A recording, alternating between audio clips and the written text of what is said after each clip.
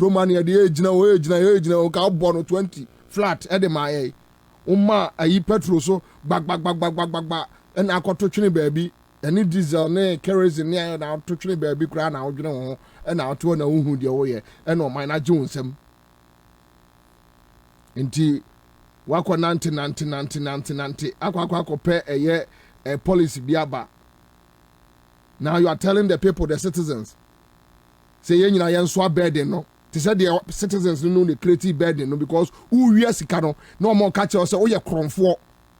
The president, the vice president, the appointees, they are thieves, they are criminals. Mu we are sikana man for catch them says kanu mu we are no dodo. Mu we are sikano COVID sika mu we are buwa kontami mu. Brabe church mu amentre. PDS sika no mu we are na de ko. Oman sika utwa sika onkoje approval from parliament no atwa na mu we sika no ya hihye sika si dem na video no bae no obi ahu ogana ya hihye sika si dem ne nipa te so ekrom ha KK sapon driver osesa de nan egu eye table so ode ne nan ne ka kan dollars tini e ka kire mo you created your own problem. $3 billion now wokoji bi every IMF ono osu ubose no sa 3 billion what the be nansen ya say odi ayep banking sector cleansing or whatever what the sales can be nansen ya banking sector na anye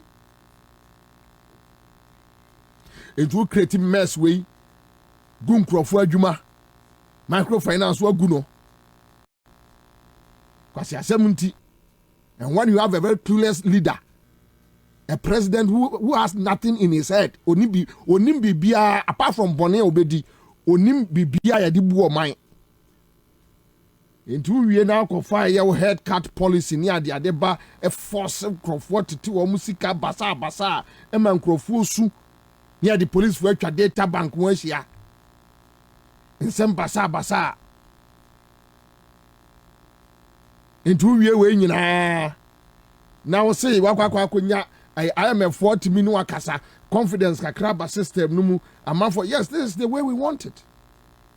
But you see you don't go around telling people as if say o buy na John Mahama the dollar na edru 17 Ghana cedis and a John Mahama be $5 no dey free and a wo be free 17 oh sa Akufo-Addo and atentan suban no ya na me time time. As if say or buy no na 17 cities. And as say or no, what be I'm gonna buy say 10 cities to say. And he say what Jimmy kakra bia wa be too. Hey, and a your mama they call 17 and one of the or the oh. And nam no mu bossy. But you see there is one thing they have forgotten. And Kwame me pacho Ukraine Russia war no ejai omoda so konto kwa still bombs air fly echo Ukraine dollar no do 17 oman kan say Ukraine any Russia ntokwa COVID no ejai Ukraine ejai enti so we do omochia and when you have a reckless guy like Kenofuriata when you have a very we do omochia obi abeka se wonye cause say busu anu kwasi asem nko anu mudi kwasi asem ade no ko hwihwi no ayaka cho se dollar na ekọ mu wie sika no munnim amamuo entoto yese mo de toto oman no munye consultations was Ukraine and Russia COVID and amana banisa now here at the end in the senior IMF for the buy a bachelor say you say what Jimmy senior IMF ne buy bachelor say you say and he say no sir your friend say your friend say COVID no that's all therefore here who fear what take care mu baby a obi an temi e ya na nya se bia ya nye o but the nkrofo wait me no di nkomo bia ho na omama ase wo no ye jimi ti ese o ka kire ne say onu mom na ye jimi then they have their hungry supporters. They are hungry. E come do omo papa. MPP for boys no nam kromu no. Wo sia no kra no osra 10 describe the man obeje. E come do omo papa. E come nti Kwabena can asem impoverish the people and you rule them forever. Ade o my omo MPP mu no. Omo ma full soldiers na ye hiafo. Enti omo frɛ omo kwadwo pon kroma frɛ omo anything yana na abronya kan no they pay them from information ministry 300 Ghana cedis omo sika taxpayers money they mo dey no to omo ji kakra bia no atia sikrom onti ase Akufo-Addo koma speech a na nati brofo o okade hey, and then na kasa papa. Okade na de okan no ante na kasa papa. Sa nom de nam krom. Oti brofo sofo bi no sa ene. Ukraine and Russia that's okay. The COVID is still there. These two facts.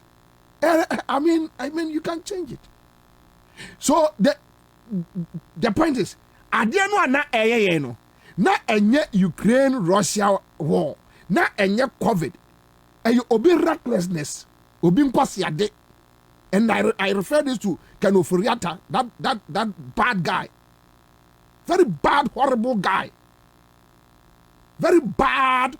guy who doesn't even deserve saying kobe ura sorry them but for Otabel ne accomplice but ni odi nyina oni na edi wo pese me nche Otabel ICGC sofo ono asa na mekan mon kan kire no omo na wala gas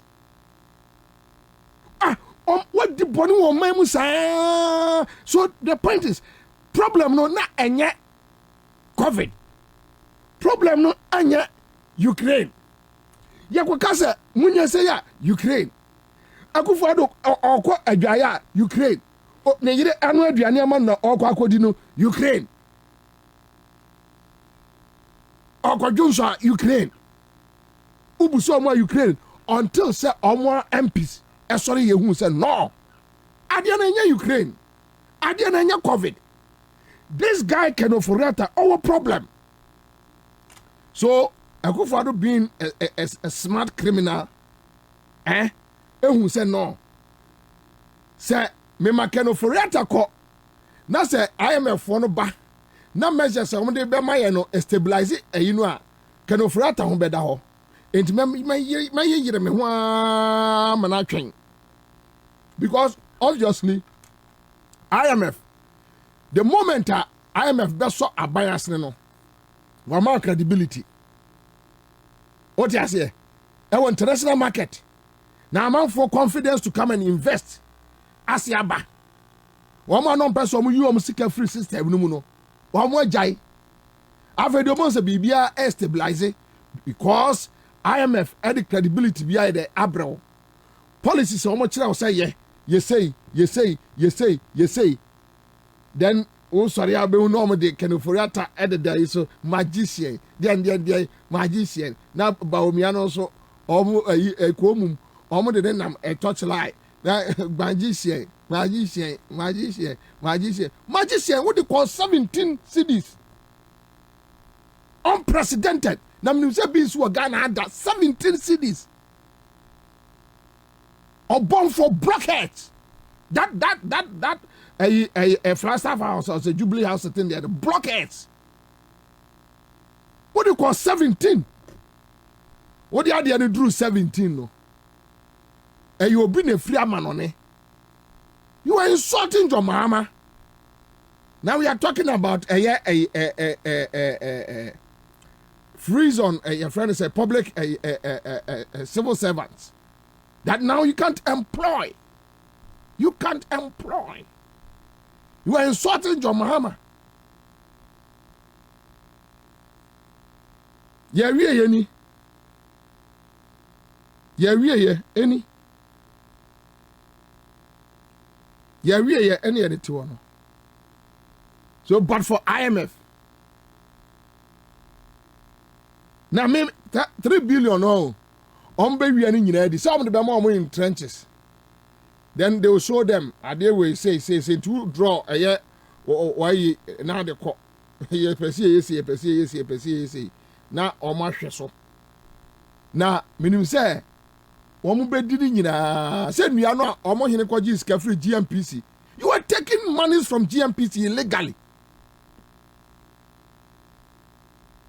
Where cry see I 12 cities. So 8 years of NDC. Ya almost free for 1-to-1. 8 years of NDC almost connect 3.8. 6 years, would you flip 3.8? Where was why I dear crown 12? Me patch sign about back home. Work me. 9 cities. 9 cities. And just work it by percentage. While increasing by how a percentage say now the account. Just check. Just check. And then inflation, 52%. Meboa, November, inflation, 52%. Who break it down, regions. And I've heard them talking about Crawford up to 2 or still amount to 2 ammonia boomnia the other. And Nippon carry dollar 117 last 2 months. And Crawford and more buy, you know. Oh, Ansah so cromuni be. Who did you want them? Ansah, and Ding Ansah no. Onipa ya be share MPP ni panu agimi. Me masasa cedis. 1 cedi to 17 Ghana cedis. $1 to 17 Ghana cedis. Me dia kofa mo last month or last 2 months. E dia ba. Me tua import duty. High. Teso a wo so won teso. Me de buy at the same time na petrol buonti no. Car kra kofa ekoyi mo no ene oil no e de begu me shop. Ya no so kakra no different. First pa akọ port na ye yi mo ba akọ bottle see 50 pesos. Say you yi 2 cedis. 1 or they akọ 2 cedis even cement. What's a sa kadi nyina no ojadini nu a no kofa no de sa rate 17 cedis to $1 rate no kofa na ma no.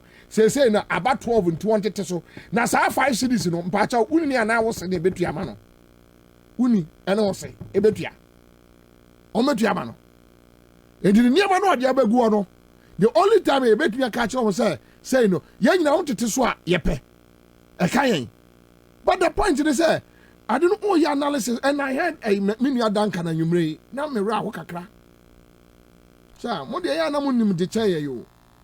Team ya na niam na bi wo wa basics common sense.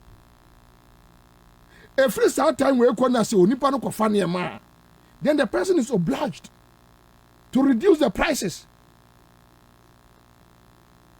Omo kofa efu last window.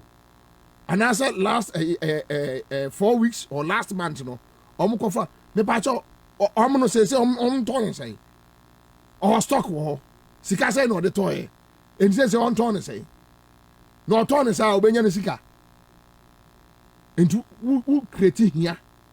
In any case, what are buying no, you are competing with the market women. You are using their taxes. We are not back at home saying individual private man be and now ye say ni pakra menchre aban ka na ni pakro no so use o na aban ka no enye nyina ya ka aban ka kufu ado watoka chebi hine watoka aban ka kufu ado busu adia. You are using state resources to compete your own people. You can't have both.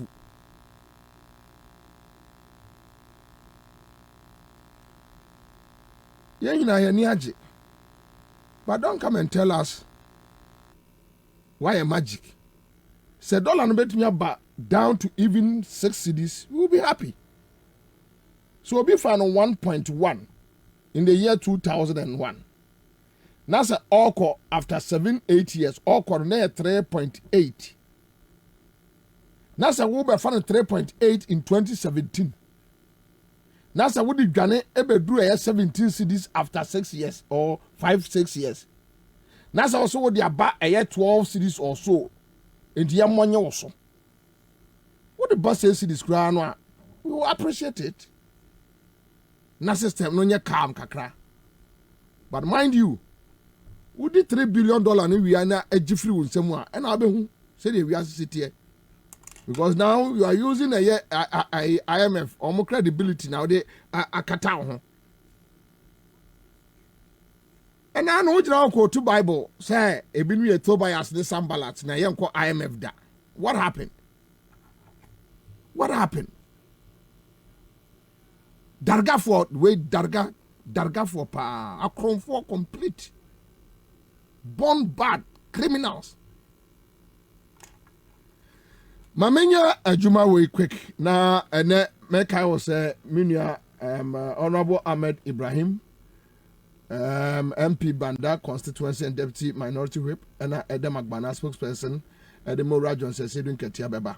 But the woman say Matisa omo ka sembi na omo say eye general mosquito ne tape ne pie no.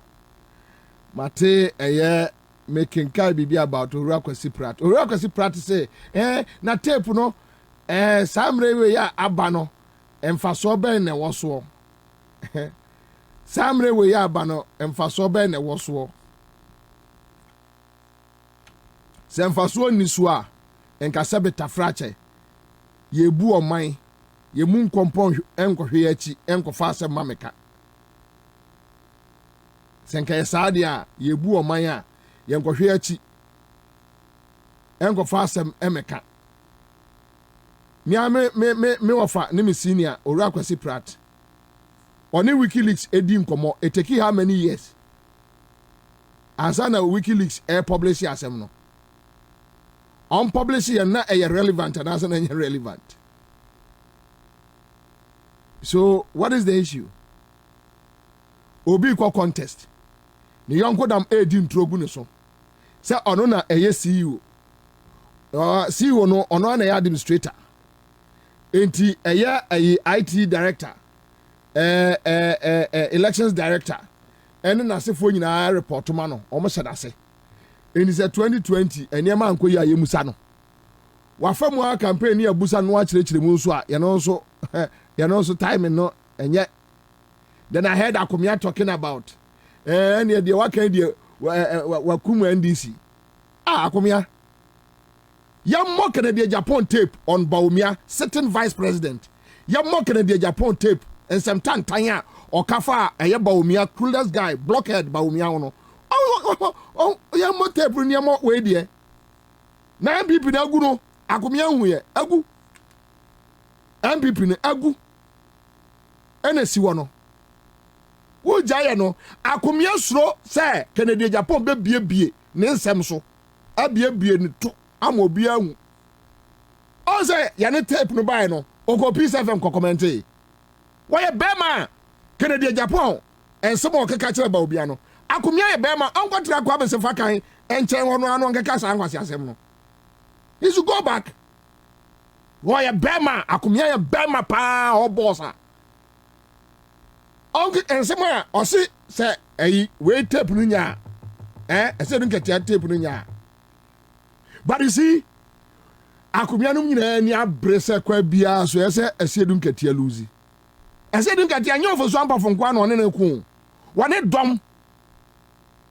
dom ena ku. Wane na nya MPP for no. Wane dom abawe no ese dun ketia ani MPP for na ekoto abawe Saturday. Omo atitim tosi ton no.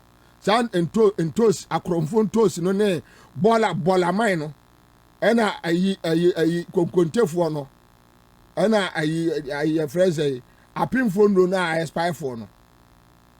Wono omo ena ekwakodi asie. Enti ono akokyerechira asem no mu. O se e be say party no. Then I heard your friends say Adom FM for anopa no. Any say we tie pa dia any na John Mahama so pankrofo acho on what basis na NDC court NDC court ya to aba Electoral Commission no enye Akufo-Addo ne Rebecca Ejapade Ghana for dia. Unfortunately for us, your judiciary set bad precedents. And this is say, yes, muna mokenkai adie no. Mo ma your figures maku watch. Figures maku watch no. Ya ba mo chawo. Ye nim how mo arrive here with the final figure. And the process no amode arrive here mo final figure no. Bejira adaka no mu. Na chire Ghana fo nyina mu say ye fa we free na ye kan we bom na ye kan we bom ene ye nya figure we. Amount 40 very come kwasi asem to say the yisi no AJ Mensa busu apani cheko ne dia. I say oma institution ene ye omo dia. Into you can't ask them anything. You will call to okroma to me sabe excuse my language. Sa kwasi asem no tumu. You could use your friends a black dictionary. Edit sa asem no tumu. Say state institution. Wo ye Ghana nya wontimi musade say on provide some information we. Normal from who adi. And we are talking about say obi ni figure no court. Yet kromo na ba omia. Akwatena your friend say adaka mo kromo a. Pink sheet. The figures also cry no nima de kro. After the back critical say you and I we are not there. Ye busana ha dai was in name ni hobby. Wuni want to kwa akotra so uka se sabeta frache MPP ni agimi a omonte ase wa wo kwatra oka say you and I were not there. So the question is say unim say na uni hobby because say ye ka eya abatwa we are talking about this here police station and e ho na ye wini aba what to work say na uni ho so na oti adakam enti adaka no na otimi na aye den yati kroma MPP agojira court ya omu ni figure de omu ntimi ntrechre mu ade kura call so e police station say nipa na o ya vice president say nipa na ne so aben na o ya Bank of Ghana deputy governor enti yasi edun kete akochrechre mu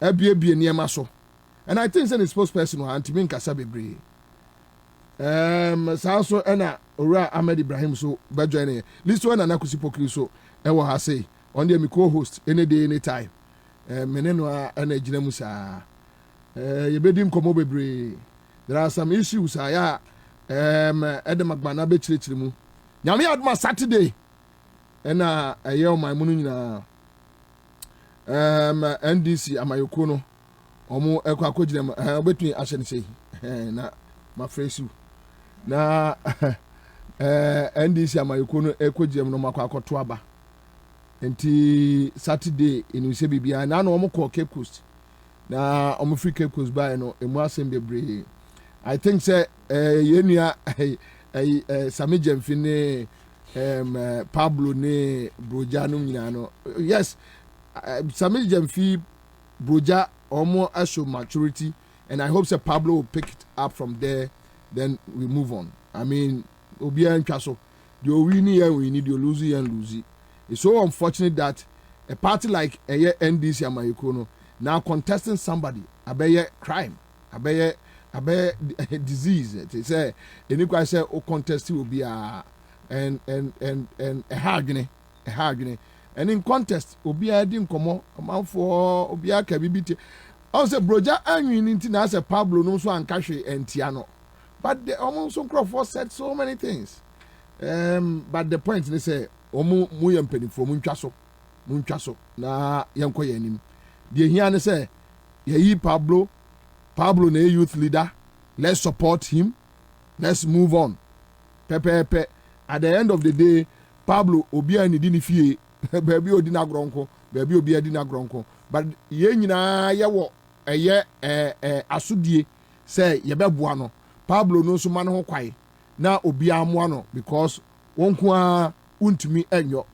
ajigu so a ajiegu and media asoma meka fa one. Let's move on as a family and say yeah who be Akufo Adom de twitwa nsekai o twitwa nsekai kum krofo kum nipa any ade I mean NDC enu that level no mu nu also da and I know say NDC esunu a asesa no ani bia ba party ni mu entina na me no those who believe say Nikwa say national chairman the contest course no na I disagree no ese contest course akonya no obi fi akonya no akonya ya amanse akonya obi ntimi nka say na obi di akogina baabi me di national chairman ese anse me ya ade nti ya contest me da no or the abepe flag bearer di e for some for flag bearer no ba bepe ye ntina na contest no ompe no eni ko be set record say ono nko an national chairman a obetra so a obi anye dey an contest na isa na adwuma panti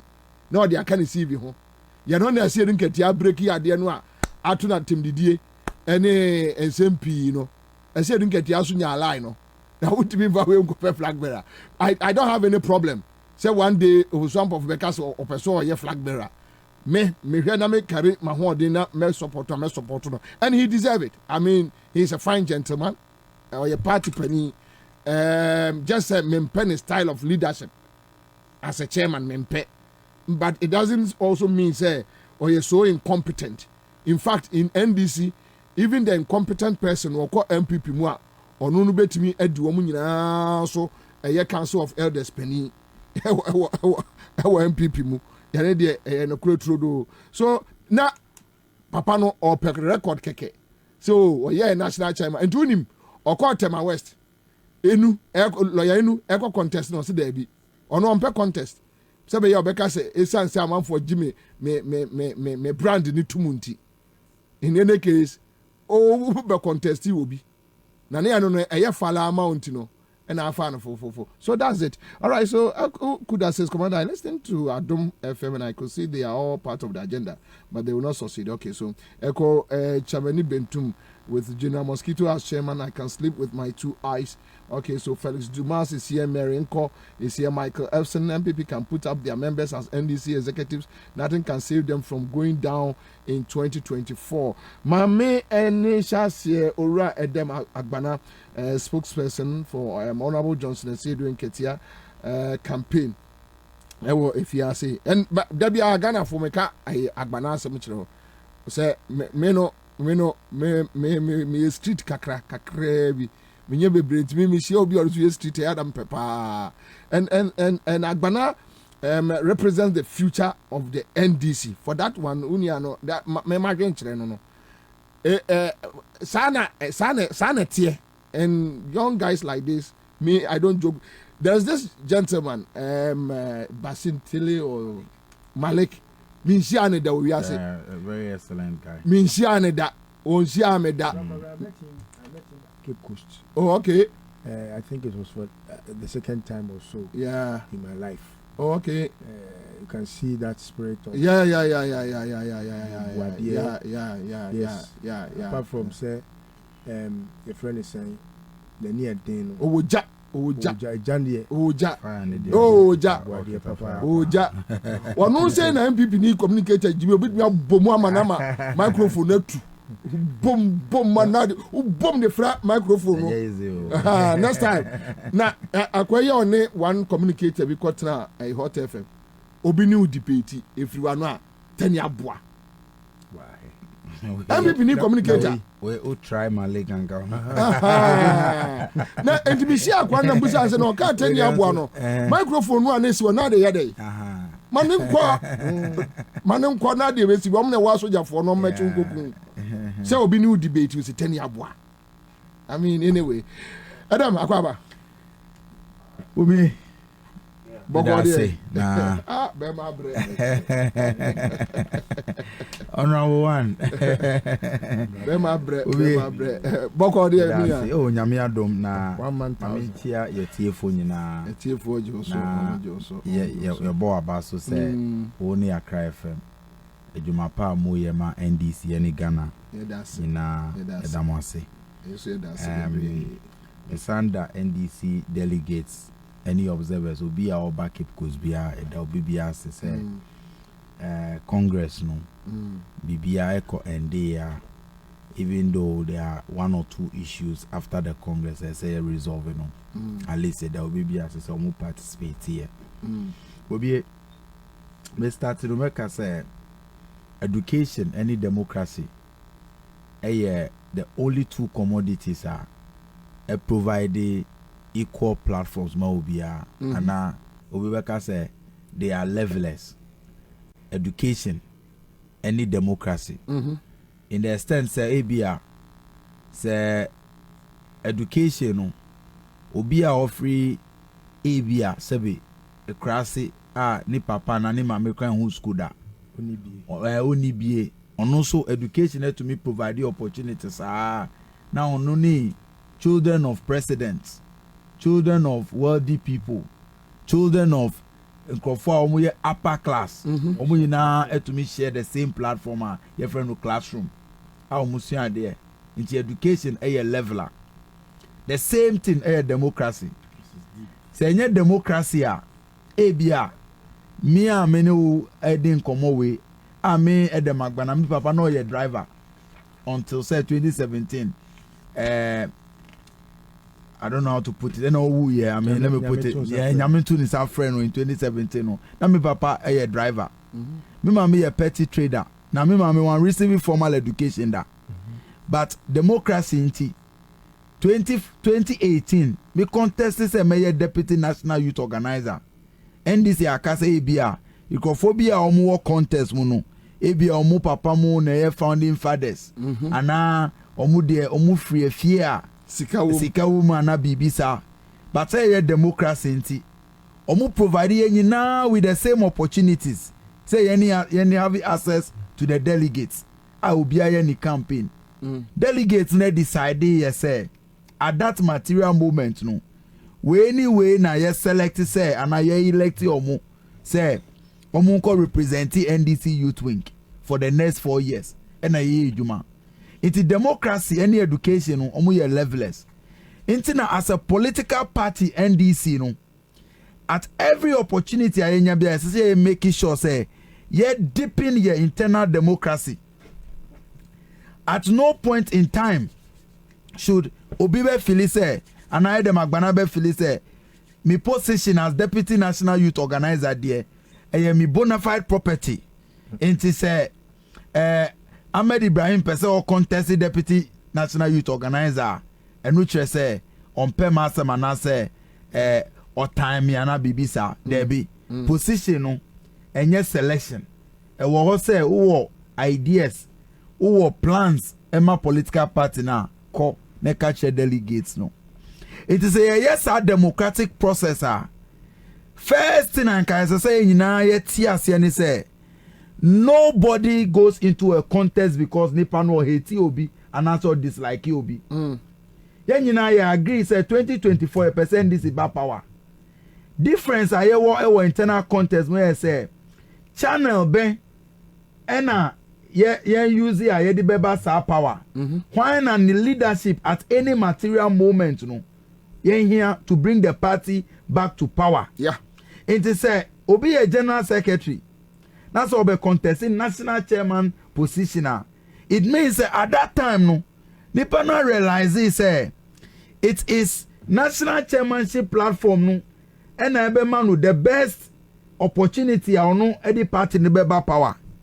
It is kokasa about sa nipa na avoid the use of words be to say oh they are greedy and I say on pay we asem anything na obe contesting is anyoma ni nyina. That is why we call it democracy. To allow for everybody say also opportunity no ko vetting committee na vetting say we are qualified. The decision is now with the delegates. No more decided. Say everybody who is qualified, we are voting for the person. Intisa all this what you're greedy, where you say and after let's take all of these things out of your conversations.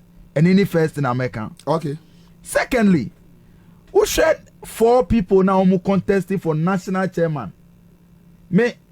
I speak for General Johnson Asedu Nketia, being his spokesperson. And I am convinced, say, Bobie, at this time, your democratic journey as a political party. 2024 election na die nim a crucial battle no. Johnson has said in Ketia or no any leadership, any leadership traits, any leadership star here for 2024 battle. It doesn't mean say the first me speaking for an campaign. Emma Honorable Johnson has said in Ketianti, I hate Honorable Niyama Shite. Ana Samuel Eduse, Ana Honorable Samuel Ofosu-Ampofo. Niyama Shite, Niba kuye Madame Fopa, we are very close. Okay. Niba eye Madame Fo, we are very, very, very close. Minim no. Na me my campaign amanada. Ewo Osu. Inti I know him very, very well. Nibanti, I think 2012. You can hang in the banners, ni posters, na your students, and na ni ban to Legon. Na your engineer to recruit here from 10. And I be hangi banners, ni posters, Osu and all of that. So I know him very well. Samuel Edu say Apuzo or your Madame Fopa. Onukran the boys. We chat, we talk, and all of that. Honorable Ofosu-Ampofo. Or your father figure, NDC mu. Yeah. Or your stalwart, and you cannot talk about the NDC without mentioning Honorable Ofosu-Ampofo. No way. And then me can radio station be say, Usha Ejuma, Honorable Ofosu-Ampofo Yema NDC. Since time I joined any party in the 90s. Bessie and me and Mika say the Magbana. Ebia, me contributions no. And do need a 1% car. No. It's mean to me betena platform biasu na makase Honorable Ofosu-Ampofo there. Onye shima NDC. Inti away anyway. But the NT Amichusi side, I say, a decision must be made. Sure. And a decision also who can make here, who make it based on the circumstances. Leader be on his seasons and in his times. And a leader be on his weakness and in his strength. It who could decide on a leader over to see her. Over circumstances no. What is the nature of it is a football? Me a football administrator, me play football pa. Okay. Now omo de me chi on social media. Omo nim say about football analysis I'm very consistent with it. Me ya de omo pa, me ye football analysis pa. And them am can for me o. Bobie, it's the only team be e share. Depending on that team no almost strength. Any the kind of players who that team almost style of play no. And no ebe inform who coach no, who strategy and who your friend is saying who formation a obebo. Into our team be a fast paced who be select players and not defenders and midfielders who say they can hold the ball and contain them, and that is how our teams beat say Morocco munina omutumi here they have been able to advance in the World Cup. Into your coach, it's your delegates no your coach. Omu na omu be select players first 11 na yedi be call 2024 match na any MPP ekobo. Inti omu no of informia what is the style of the MPP. Now was steady 2016 and 2020. What did we lose? What did we not get right? What do we need at this moment? Who can we bring obi on board? I'll be providing that leadership. And I decided say me nipa me no. I mean the race is obviously between the two. The no. two, yeah. I've known them. Omu nyina Madam Fufu and all of that. Omu ye father figures. Yeah. But me no me convinced say the me who any what I have experienced in that office as deputy national youth organizer for 4 years no. Eye Johnson Asedu in Ketia ni leadership and I here into the 2024 elections. And no interest you don't need Ofosu-Ampofo, you need him. But they be in different capacities. But about chairmanship, my decision is based on what general brings on board. Bobie, let me go into that. But Mami Musa Ansah no akọ. Omo your argument be say, oh, senke your can decisions there and ye say don't get your contract general secretary on a CEO na administrator. Bibia Ansah. Into sorry about chairmanship for I don't know whether you have heard them raising these Matisse arguments. Yeah. Now, Obia will make that argument no Bobie. Sebe nipa no either say nipa no pretended to be ignorant about the party no structures. And now no nipa no on him until now make his arguments no. there is a reason why we are chief executive officer, head of administration, but constitution will provide say when the party is in opposition, the chairperson is the leader of the party. We are chief executive officer. We are chief executive officer Bobie, but wo ena wo chair neck any fake, and this is where the decisions are made. Now Obi him say the person who chairs the meeting, nipa na provided direction. I am a member of fake. Almost every Tuesday be now I cannot, because of say must swear oath of secrecy and now we know mean to me and some of the fake decisions about online. But I can tell you say there is a significant difference. Position me no almost responsibilities. Okay. Again, who make it that argument and no cry vindicated general him no as general secretary for 17 years. Only Dr. Kwabena eye juma. Only Dr. Kofi Potofi eye juma. Only honorable Ofosampo for eye juma. Any minim say at a point only Dr. Obeda Samwansu eye juma kakrebi. He has lived, worked and studied under 4 different chairmen. Now all these chairmen now make omuhasem upea. Let's SWOT analysis. Obia one unique strength and any weakness. General, as study from all of them. But picky experience. How omu chair meetings. How omu making decisions and all of that. Into you care about experience. Nipa ultimately the experience and knowledge from 4 different chairmen. Ebe candidate no general is rather even at an advantage. Na Saturday there, NDC delegates, I be your coach. You can select your leadership. General Johnson has said doing ketia. Or no, ni leadership. And I me, as a young person, I me my year Jumama party no, I me per victory. As a young person, I ne say me di me CV, no matter how rich it is. Meaning na mame nye Juma because I'm a politically exposed person. Exactly. Into me person me party ba power. So that me provide the opportunities ama emebuno. Emebuno aye leadi omo emebuno omo das ana omo hope nyina eda yeso no. Me believe say eye Johnson asedu nketia. Ono e na obetumi lead here into that victory 2024. Enti Bobie assembly there eye very simple. Enti we dey enye ntokwa. Enti me nim dey enti a campaign na ye start here. Afe na ya reduce campaign no to personal way ni debi and just say it is ene mami we dey mami can on air e be abi mo be surprise me ni alaji scenario kasa here na me catch and say on radio or on phone? Me ni kasa here me ni na e chat. Okay, one thing en crofo be bring name say dey be am kasa alaji scenario to say one of my father figures betumi ko ni fie me betumi ko ni office it's me catch and say for the first time daddy and son disagree on candidate. And now autism is obe beating me. Sadam say, daddy, your son will beat you to it after that. Remember cow for Christmas. The first day, it's supposed to be some few days. Ama ya contest no. Me ban ofi, and also no ofusu. And I'm saying that. So unfortunately, me so exactly.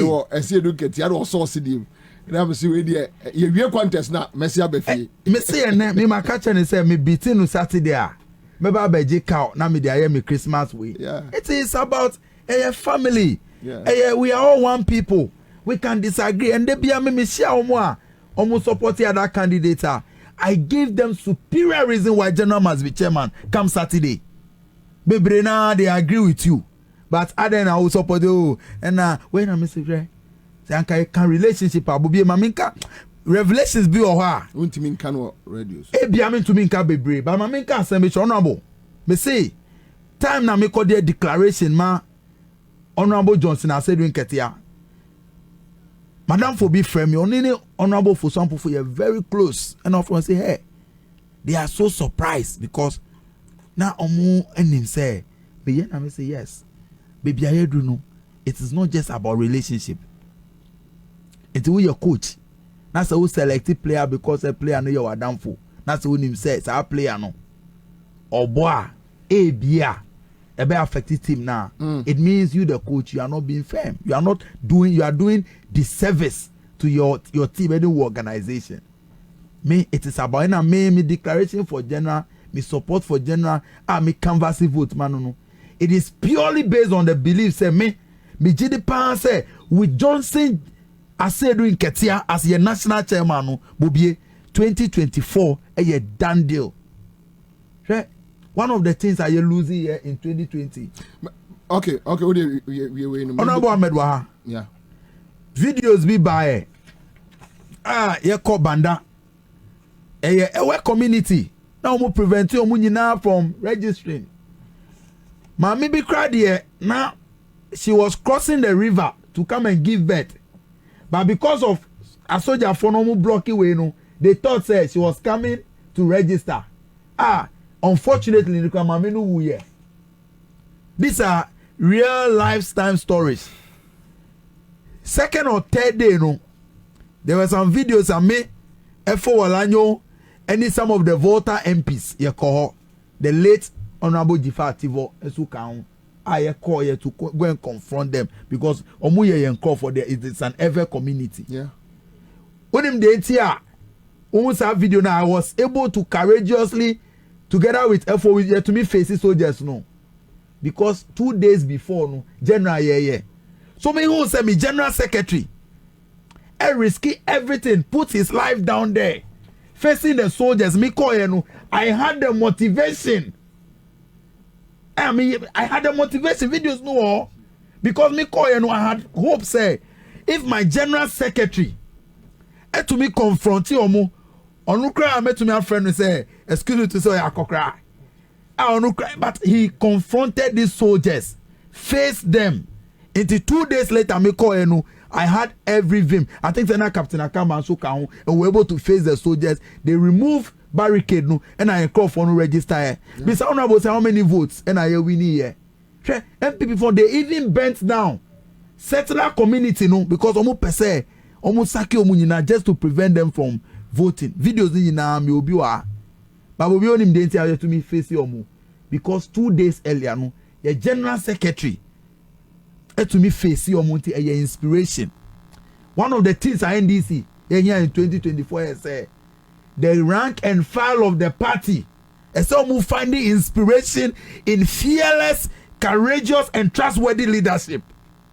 Because obiye jumana say on him say ejuma me ye metu me akumi hu for their work literally because omo was so they are killing themselves for it be reflecting in the ballot box be reflecting in the number of votes to me anya Bobie 2024 so obi wana so obi say bia economy na I basana we say a god a granted nipa no revising the notes me now me 60 years and I make book we na almost say in Africa opposition parties do not win elections, it is governments that lose power. What do you say?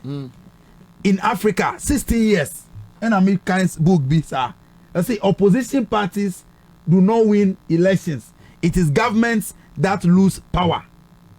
What it means say aban bia be ye de obetumi aye to protect the power no to protect the theft. Bobie, so how do we take the power from them? Ujina wana say ujin bia economy no dollar aye say baomia womu say or your liar any senior man in NDC ye winia. Revise your notes.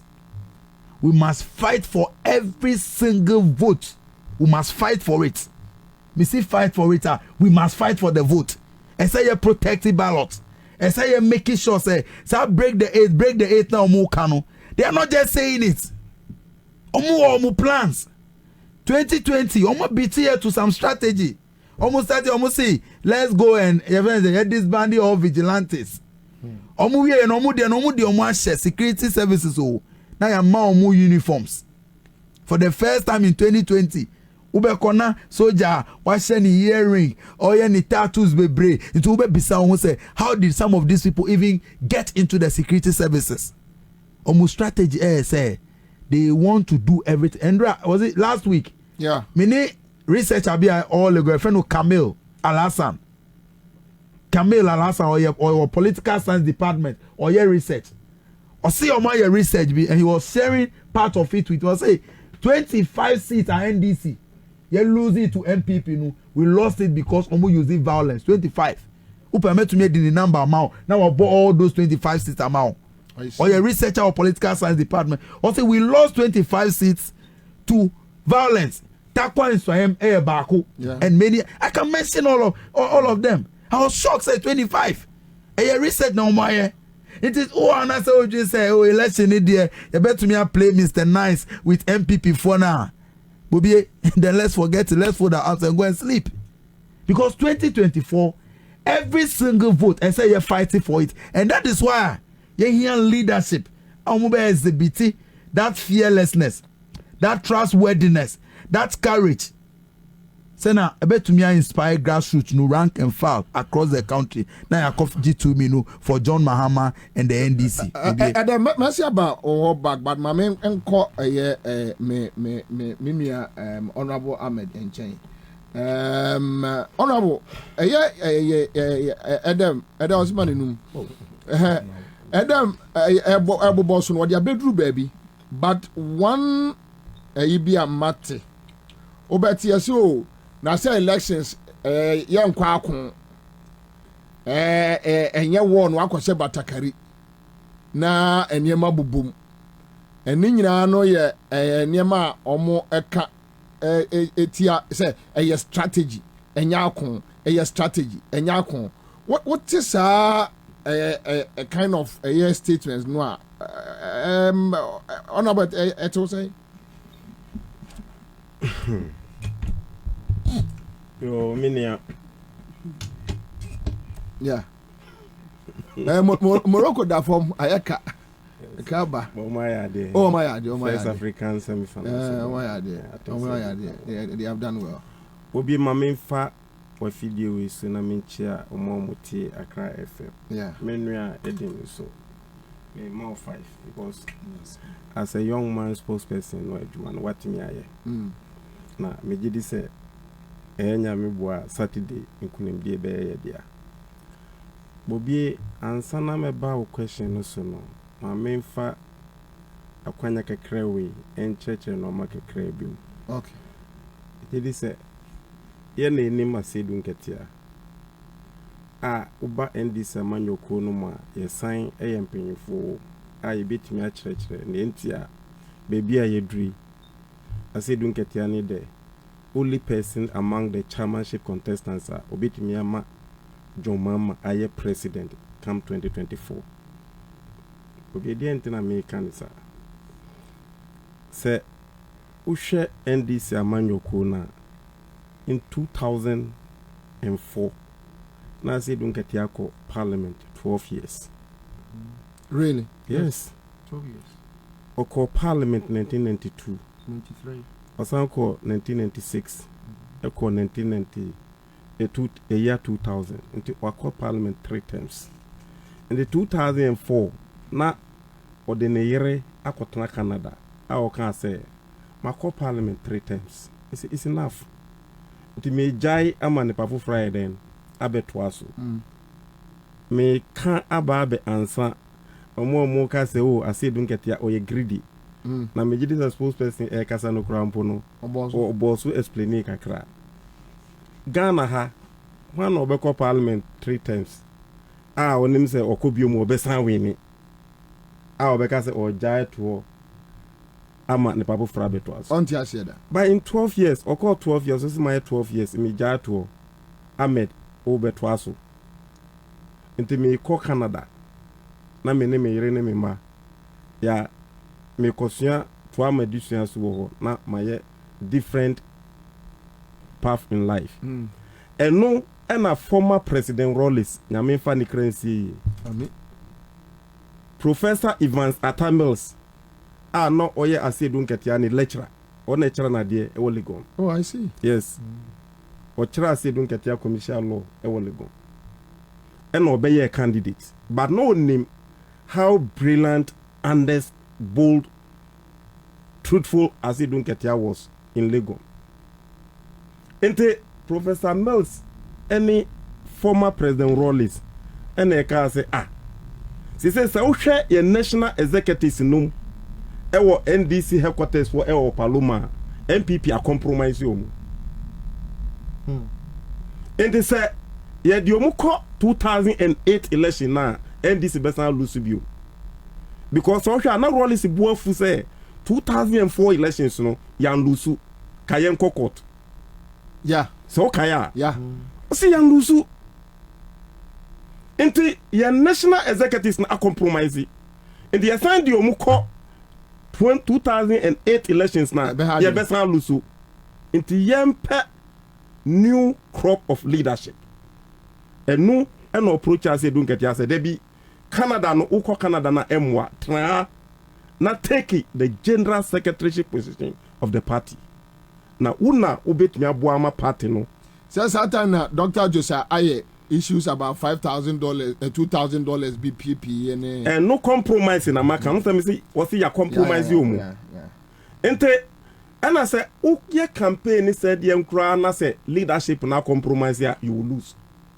Ente Rollis ni atamos nom na mo transi hun say ase dun ketia you obi di general secretaryship na obetimi ama edi normal tutu yi ama yafa. Eno mo saka say ama benyuado. Yeah. Na Francis Esian so wa compromise.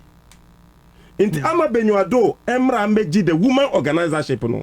Because that time na Damboche general secretary for APP. Also na dam for ni Francis Esian nom.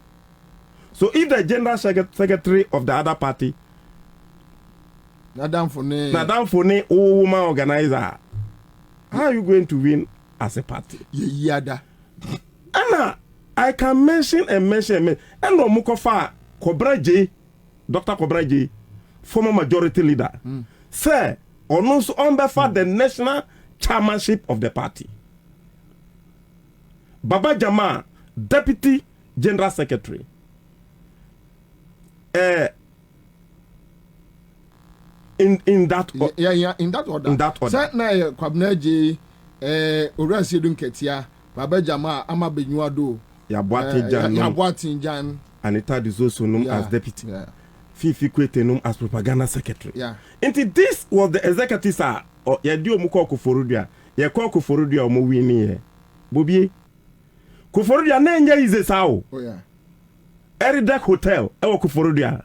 Ye di ko hihye so ase dun ketia wini general secretary. Kobra J wini national chairman.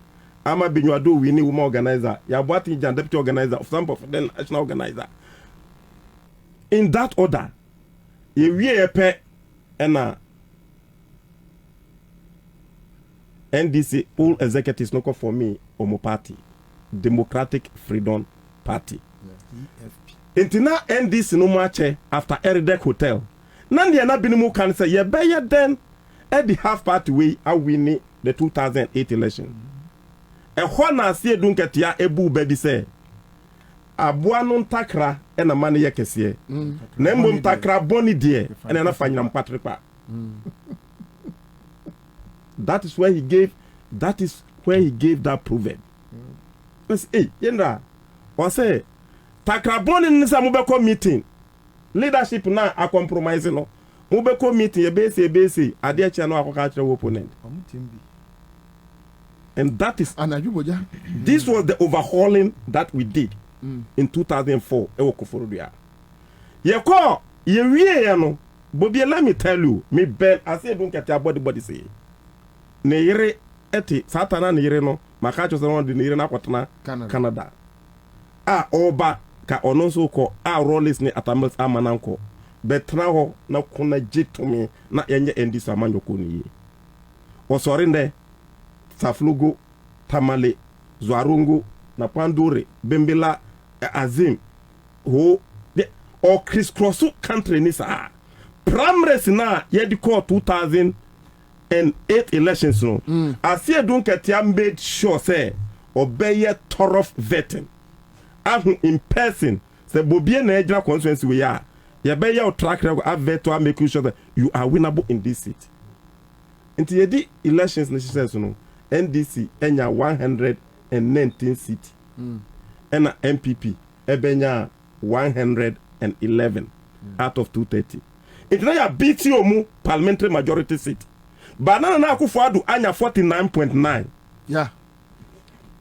Professor Mays enya 47 0.6 na Akufo-Addo lead nti na yemu bebre suro say ye call round of their 49.9 way saka 0.1 no wa winning. You know what happened? December 7th na yeto aba no. Yeah. Round off no na 28th. From December 7th to 28th December. Opposition party unya sika enko round. Enko ton o candidate. You can't go everywhere. Sika bebam. Yeah. You know what I said Dunkatia did? On my eco Transunyan Space Hotel. And okasa egu sidi so. And no teacher ndientia here say your campaign message. Ndientia here say ye to abanuma Professor Mills and not Nana Akufo-Addo. E wo musa Nana anya 49.9. Or say yen yanya 119. Ono wanya 111. In the Saudi presidency no emana ontimi control parliament. Inti enenti yento ese yeto abano na the executive no eka NDC mo preko. This is ena omba ye chiche sa see this no ewo radio stations the whole Ghana eno ena na yebo. I said Ukanja cannot be everywhere, but this is what he did. Afa ye di ko chiche so a na say ya biti Nanadu. This is how we came to power. In 2008. Yeah, I know. Na sa team na ase Dunkati adi win ye no. Ye ba power 2008 no. Na oro for some for so national organizer. National organizer ya boatin jan organizer. No all executives no. Oh sir. No your organizer wo obed no team no. Okay. The team now roll is no ever problem. Of that was in it. Okay. O woman now roll is no can say yam fast ye Dunkati ani Kobra je no mama benwa do no ni antazo no am be cut him no wa. We could not win the 2008 election. If you say nipa e bad. Ye winning 2008 elections no. Bobie greediness no na me tira was here no. National executives no. Emu bebre resign jai party no. Ekoye ministers. Ufo so for resign as national organizer ekodi Eastern Regional Minister. Yeah. Baba Jamal resign ekoye Deputy Eastern Regional Minister.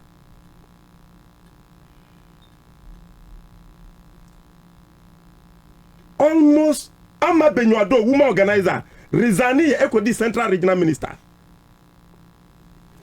After 2008. 2008 elections na ye win we as national executives na ye ni omukwa ye win ye no. Haruna communication. Miami boss Haruna Drisu na oye youth organizer. Okodi Minister for Communication. Madam for Fifi Kwete National Propaganda Secretary. Okodi Deputy Minister for Finance. I see. Into almost the entire team, including Officer Pofu, resigning national executive positions, no, Ekodi ministers. Bobie, national executive position, party executives, any minister, oh, so party no power there. Na, Asia Dunkatiansu, Ansah Odina Juma Diebetuo as MP, no, a ranking member on Mines and Energy. Inti ko no subet mi aka say or resign akoya Minister for Energy. Yeah. Bobie Mines and Energy Minister petroleum account any NDC General Secretary ni na sika wo. Oh, opening kasa. Professor Martin a friend no ka say general bibinti ena e ka say jai na be di General Secretary no. Say unim say unuanom national executives ni nyina o ma resign akwa di ministers. Se wo so resign di minister party no begu because una unim party nkrofo na ye ni omu ye campaign me be di president no. Enti misrel wo de menko ka General Secretary wa Bobie wan ko beti ase emu ye wan ko beti ase eno ka say yo prof waka dia mate ase duka General Secretary no Omwando mushana sini nyina jai ko di ministers. Eji omu V8. Parliament ye pass budget MOMU. omu enjoy na see do ni nkrofo egu the rented Paloma NDC headquarters obi enka no kro we u be ka chrem say ono ye greedy wa party no ba power na wa ja akodi minister e ko opposition na wa ba when are you greedy? Put that one aside. Omukodi ministers new year. For example, for the Eastern Regional Minister, the local government minister. Yeah. Year no, year 2012 elections. No. I say don't get your tames manika no. Ndienti o manika no say the committee. Uni Professor Kwabena hoy. And who they are no. Namunko round all the 230 constituencies. Namun 30 party for no emfa list. Executive emfa list emremi. Omu ombusa fata. I'll make me a DDC. In the South area, atame sa mamono. O try ko so edi 5 months. Ansah na obubo ni DCs. I said don't get a D committee name. They went around the whole country. Interview party for no at the list the bread Professor Mills as an oboboni DCs. O kuni husi wo. O yin husi wo. E kuni huma party. Mwa onemu ye jumano. Executives no. O babe o vetimo. E recommende mo. E na mube di mini DCs. Ono wendi bio. General Secretary ni budget o. Wandi minister o. O ye we nyina wie. And a year got 2012 elections no. Bobie tie we ye. Ubo say mpanyimfo bi eni namwo na omudi yawdienti omu tan asedun ketia keke. I'm explaining to you. Tell me. 21st July 2012. Nyame fa ni kransie ye na Professor Mills nyame frɛ no. Sata naka 6 months to elections. Constitution it say president Freeman, vice president, and say odi president. Ena yekoyi vice president. Entina e was NDC eco primaries. Eyi flag bearer because your flag bearer na there. We free. In fact, be see, I say don't get your party no makwan na NDC yem be nominations and co primaries as a general secretary. And no can say there be national constitution is say president Freeman and vice and a president. Na your party constitution no e wo mu say ye nimra a e kire say flag bearer no free na the vice no e be di president e say flag bearer president no o di flag bearer no enemu Bobie tie we ye Me follow. obi nya ne bibi ko mpanyifo no si da bi e wo say asie dun ketia ne national executive no ebiem mo contest John Mama. Really? I'm telling you. Yeah. Oh, it was public. I'm telling you. It even came public. And no can say that. And no mo bi sanse mraben. And no na say dun ketia edra so. Ah, all can say John Mama ebe ye flag bearer in 2012. And no ko twi onye lawyer o. O ko change constitution no be see o say. Constitution see the internal practices of a political party must conform to democratic practices. In the Sasana National Constitution, it says flag bearer from the vice in the area. Say flag bearer no free within that same period. The vice no John Mama no NSA in your candidate in 2012. Oman fan chani da. I see. I'm telling you this. Most of them, you see them. They've never forgiven him. Yes. Inti amba bi bebre edi yaw ewo mo say wa makwan o protect John Mama a wa ma yan contest no. No can say 6 months we ye be prime minister man from befa form. No befa form.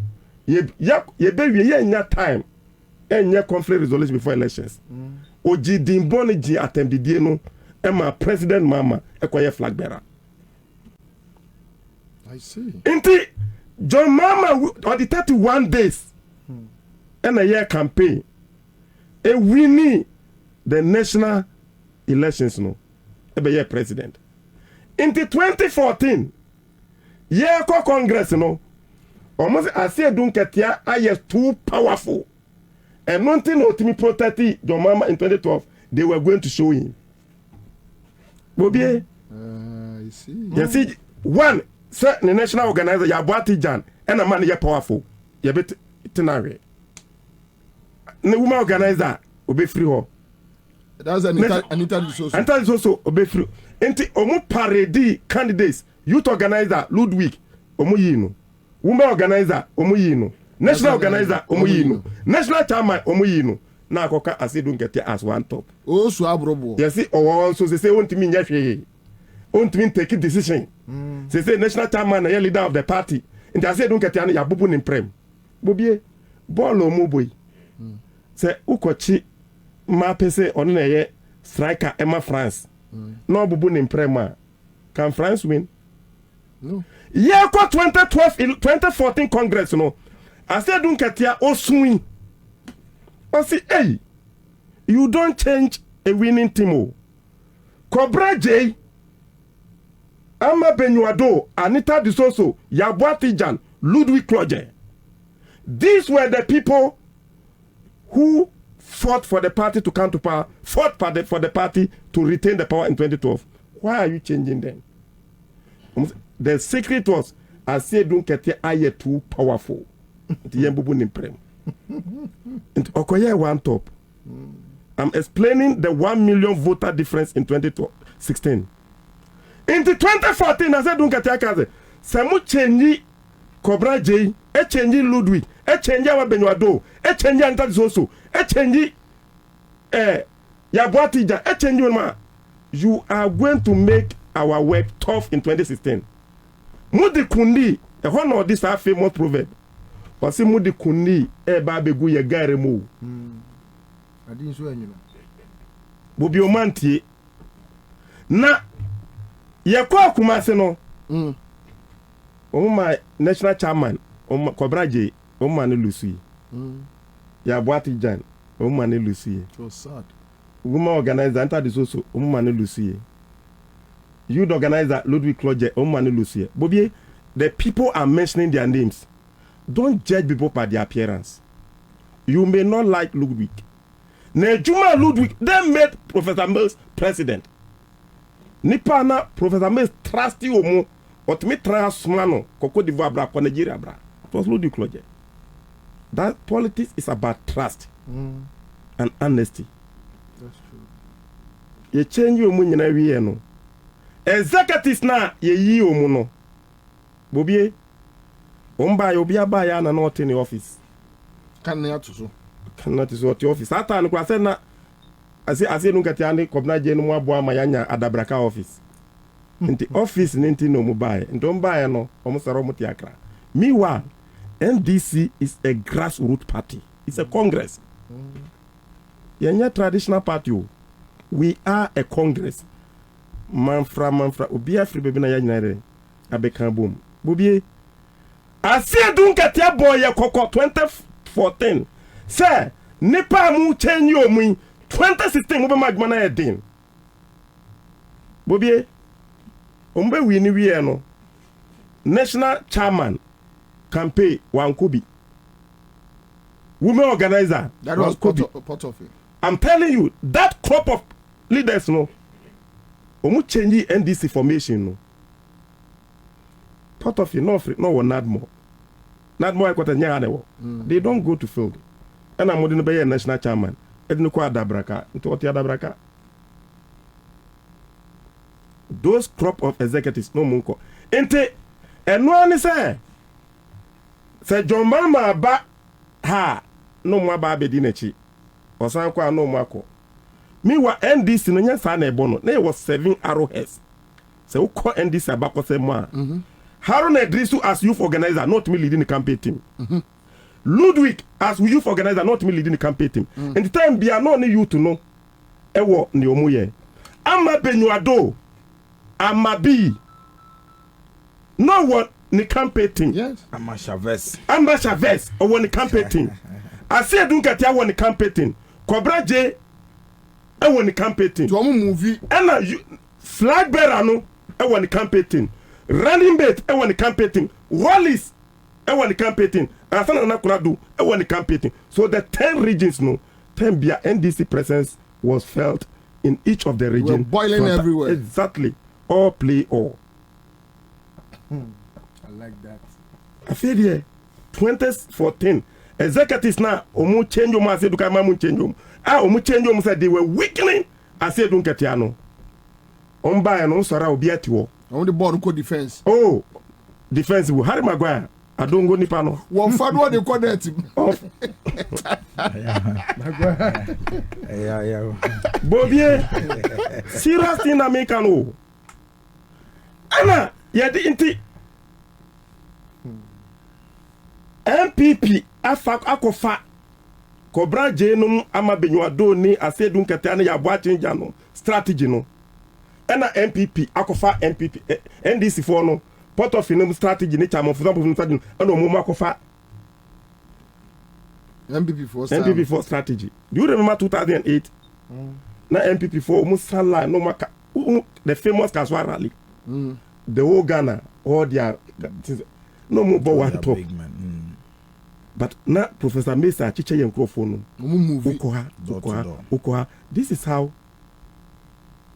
so NDC for by na mokofa amodi no because new king new law after the 2016 elections no share so NDC lose by 1 million difference because MPP lose 2008 no omo be fa ase dunketia ne Kobra J ni ya boate jane ma benwado ni Haruna Idris no strategy. Okay. Ente Otiko Jaba ena ya woman organizer. Uti parliament na Otiko Jaba ne campaign team ena o constituency. Samia Oku youth organizer no ni Nambolga.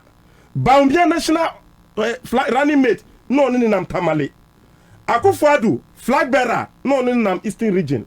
Enti Akufo-Addo nantia no jai ekwa abrochire landing oni gabinum ekwa break kura na Otiko Jaba Samia Oku omunyina obi aye adwuma so their absence was never felt.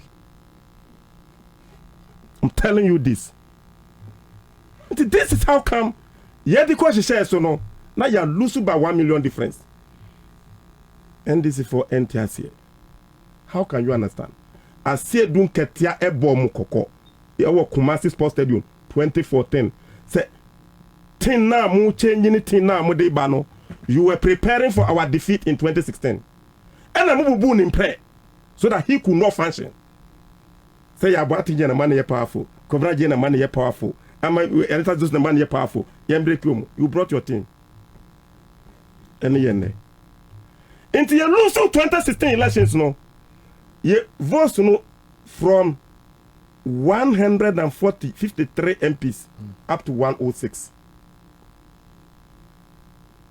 And then Mati say, time of example, as they don't get Tiana na general secretary na ye seat no move from 104 to 106. Let me tell you.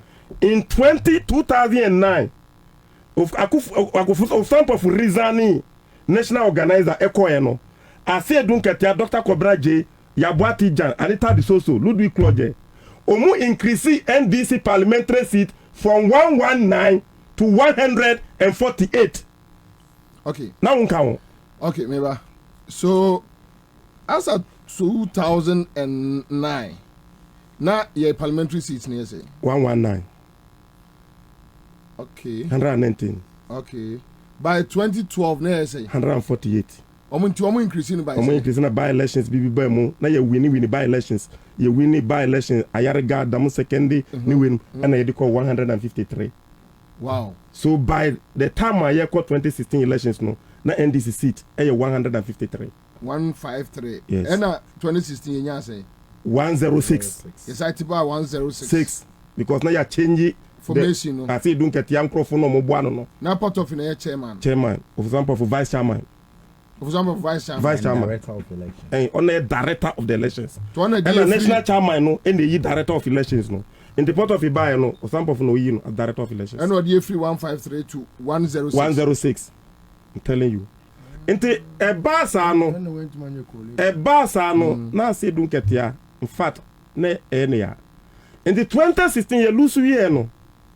or share ya na juma ba we 2016-18 no and o ka say o step put down say minti and am change Sani pa we nyina na party no mu say partner dia my di general secretary no 3 times Mr. put down me office and a bro a half caucus of MPs ye caucus chairman na Alhaji Honorable Alhaji Collins Dauda ni deputy na Honorable Erekopokun sa MPs no wo the 3 regions in Bro 9 ni nyina no eno mo ba me ho me office na na caucus meeting mo say Ahmed asema ba mo say da den o say asie dun ketia say on contest bio ni senti yan sorry party no so aba opposition yan sorry anya caucus meeting anko hun amana njira 2020 elections ya yekoi MPP for be fire papa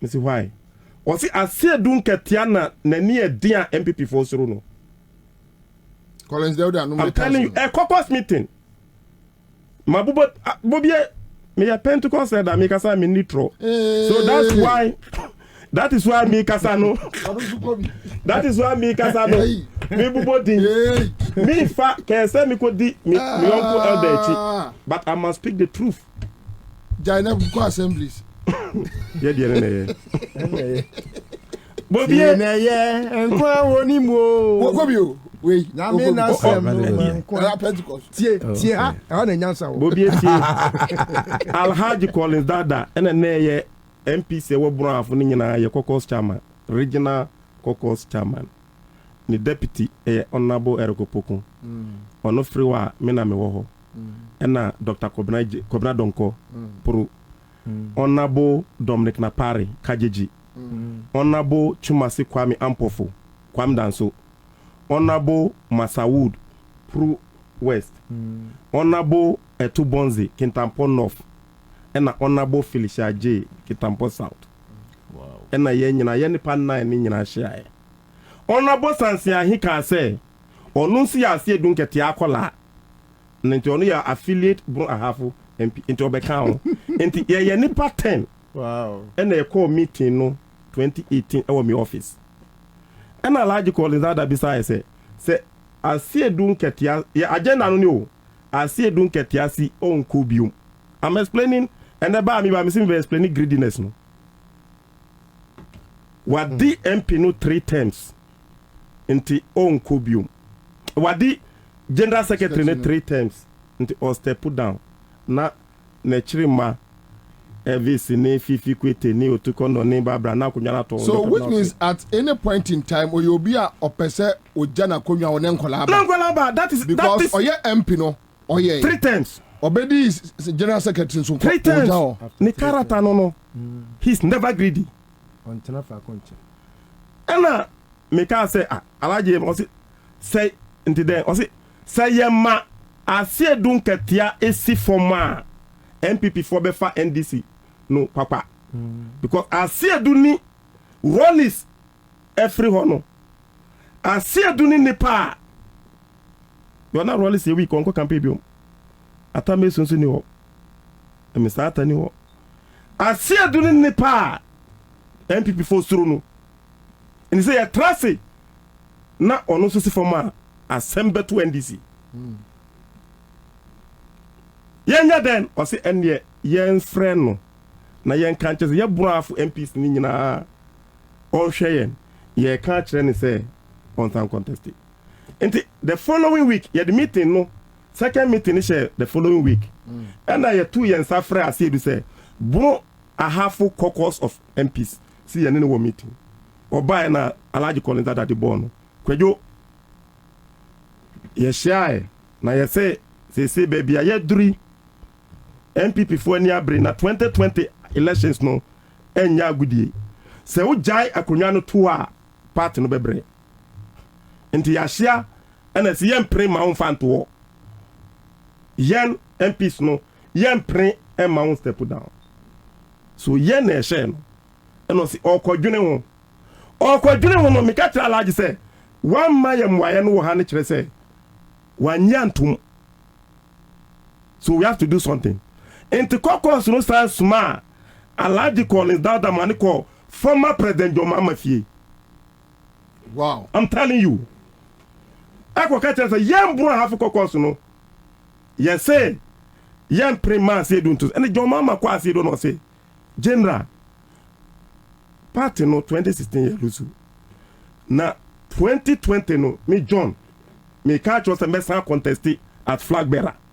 Na me here umwa. Until was say uko as general secretary in 2018 we. This is how come. I said, we are sure. Bobie ni pa bedu amabo mu den wuntia. Me say me ukasa say ukasa with evidence. Alaji Collins so tiase. Ere obokon tiase. Kwabena don ko tiase. Me wo ha. Domina pare kwam danso MP wo. Sini MP wo ho. Felicia J wo ho. We met.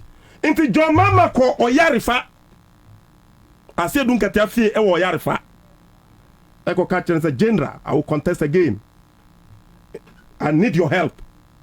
And on a general contest 2018 trade fair election. General contest here. Omuko fa kwekwa anyi doho. Emman sika ese sebeya general enwini nanka MPP for na fa papa. But he pulled over 80%. That was 2018. In the 2020 elections, you know, Bobie let me tell you. Now you were 106 seats. Bobie say uba buna halfwa. MPC na you were buna halfu out of 29 no. Na NDC e were only 9. Uba buna minkwana na miye NDC MP na mi wo. Bobie yeah meeting. I say don't get here for me in the campaign team. Because NDC a grassroots party. Or better bro. Say one city no or increase it. And I want to say flag bearer campaign no. Normally a whistle stop. Or baha 10 minutes. No 5 30 minutes. And no. Say one year executive so break grass no mana or break. So look at how John Mahama suffered in 2016. Executives no munko campaign into muko dinechi into otimi nantia anajo ahumachi 2 a.m. 3 a.m. Na kas na so kanya no ye campaign. Why do you allow your flag bearer to suffer this way? Because executives na mu yi omuno mu ayi omu awie obi ati ni office wakra. This is the current status of the NDC, I'm telling you. Enti e ban is anu wie no e na ase dun kete akotra okot o say me ye campaign team na matiasi the difficult territories no concentrating on the MPs to be able to break the grounds. Enti me bana ase dun kete abedi bana 2 days ma wini me nkwa na me ye MP wo John Mahama kono ye catch John Mahama say John utamu nusha inti concentrating on other areas e hadie mina say dun ketabe ase du bedi 2 days obana na ase du campaign no enya capital na oye no onu du ko ekura na ase in the remote area. But can you imagine if a general secretary goes to a village? Yo general you win what win we so ye move ye sit no bro sit no ye move sit no from 9 to 16 and NPP there no e reduce from 20 to 13 in Burahafo. Wow. So say uba politics no ma you must know what each person brought on board. Banda nkwana na NDC seat e wobuno na MPP were 11 ase dun katiaba bana ye winiye oko time ye winiye oko sampa German North ye winiye oko drobu German South ye winiye oko nkrankwanta Doma West ye winiye oko wenchi Buzia Chrome ye winiye for the first time nti uka we nyina boma Buzia Chrome seat na kwaye 6 Bono East na ye were only 6 seat ase dun katiako yeji ye winiye atebubu na atebubu aye hot sanya nanya case bae obiati yeah ase du twin sanya nanya e package no e da form Emma one nanano ekasa ya sanya nanya me no ka say owini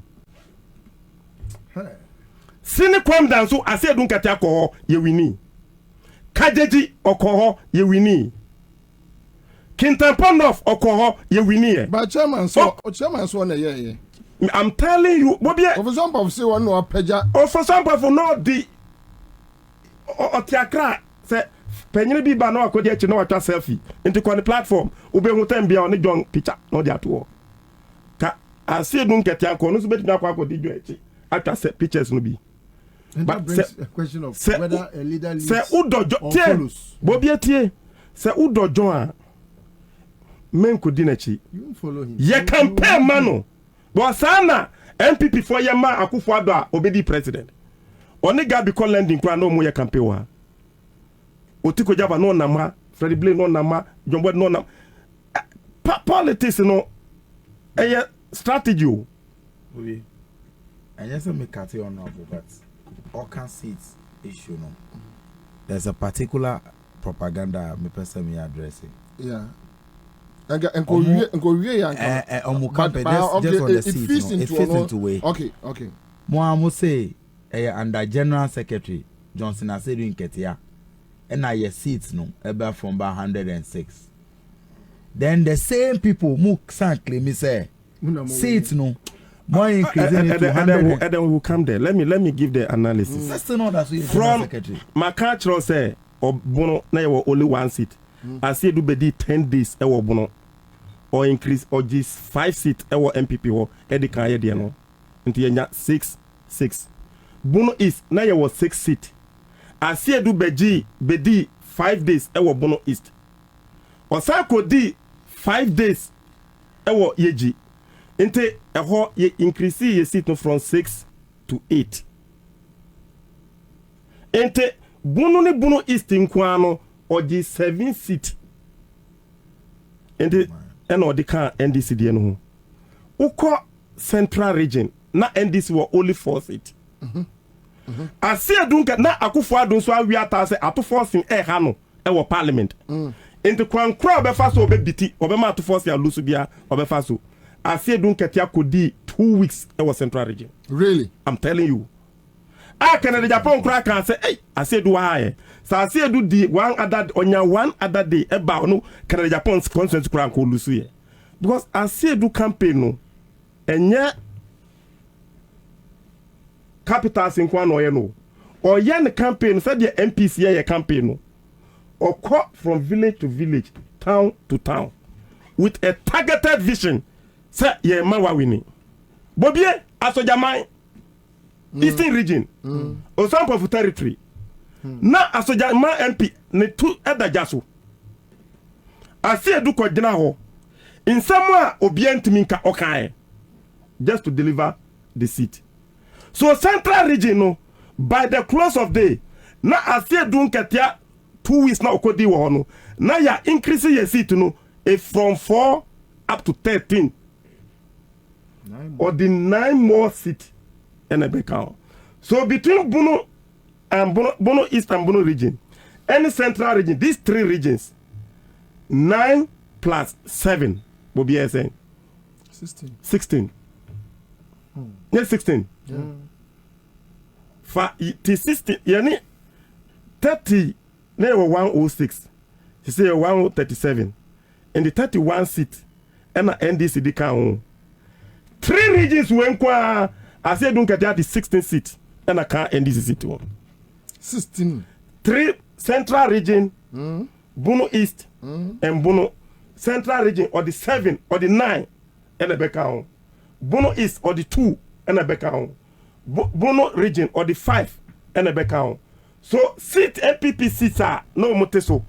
I said don't get the June 2020 and back on your seat no. I want these 3 regions. 16. Bobie, na ye here midfielder. Ewo Ashanti region. Yeah.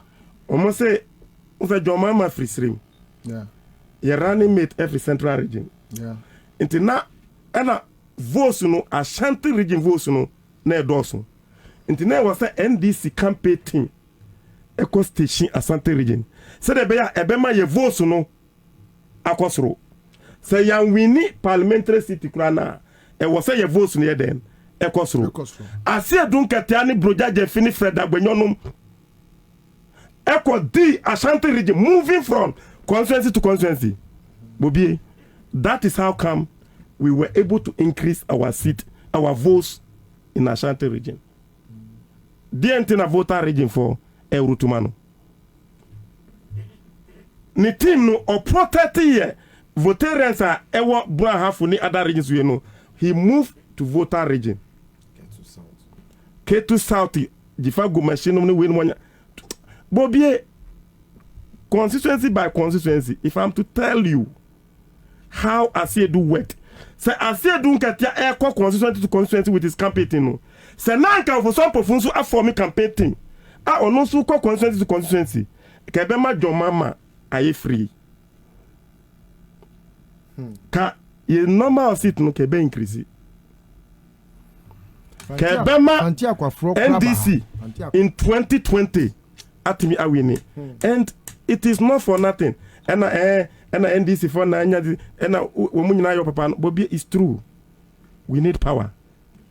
Me me floating voter or floating supporter. Say me penny na minim de ye e wo NDC nim. Say me kan ne. E wo say me kan ne na Ghana NDC for take decision. Na ochina bibi ba matimi abeka say me ka kire mu. 2014 Ansah don get ya boy NDC for koko. A o manfa no. 2016 de ye mpe e ba no. And then me can me say o ka kire mu mwanti. Put that one aside. Bobie share baby I drew no. I don't just follow things. 2020 way as 2022 way as I don't get your edge now. Me kono. Me see general na adenti ana ose uko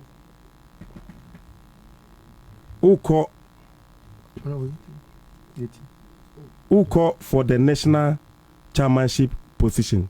Bobie, ye winning seat no from 106 to 137 every no.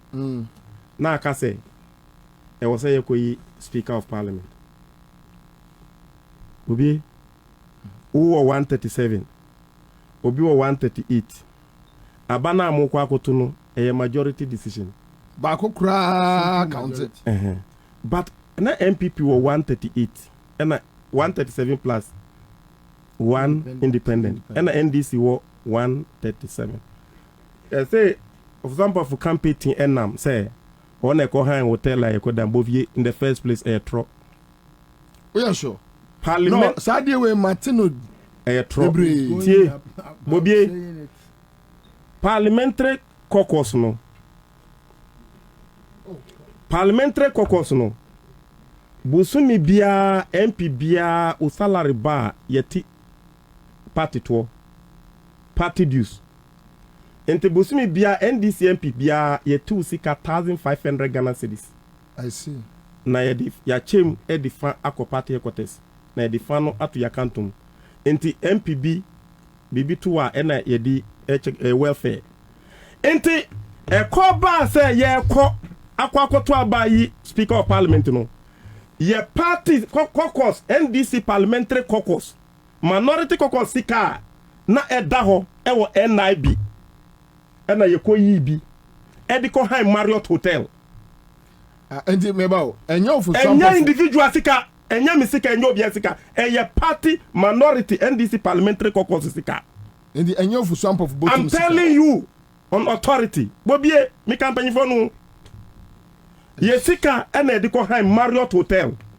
Ena ema 137 MPs ni nyina. No, but senyo for swamp of bottom scare then otimi nante kasa. That is their problem. Unse udi tro. Ye campaign ukasa no mu nyedu. Ente me ba I have purpose in my heart. I will never lie. Ye parliamentary caucus, NDC parliamentary caucus. Yesika upa ko bisa abambagwin obeka chiro. Bagwin do say minority for Kokosika and Ediko High Hotel.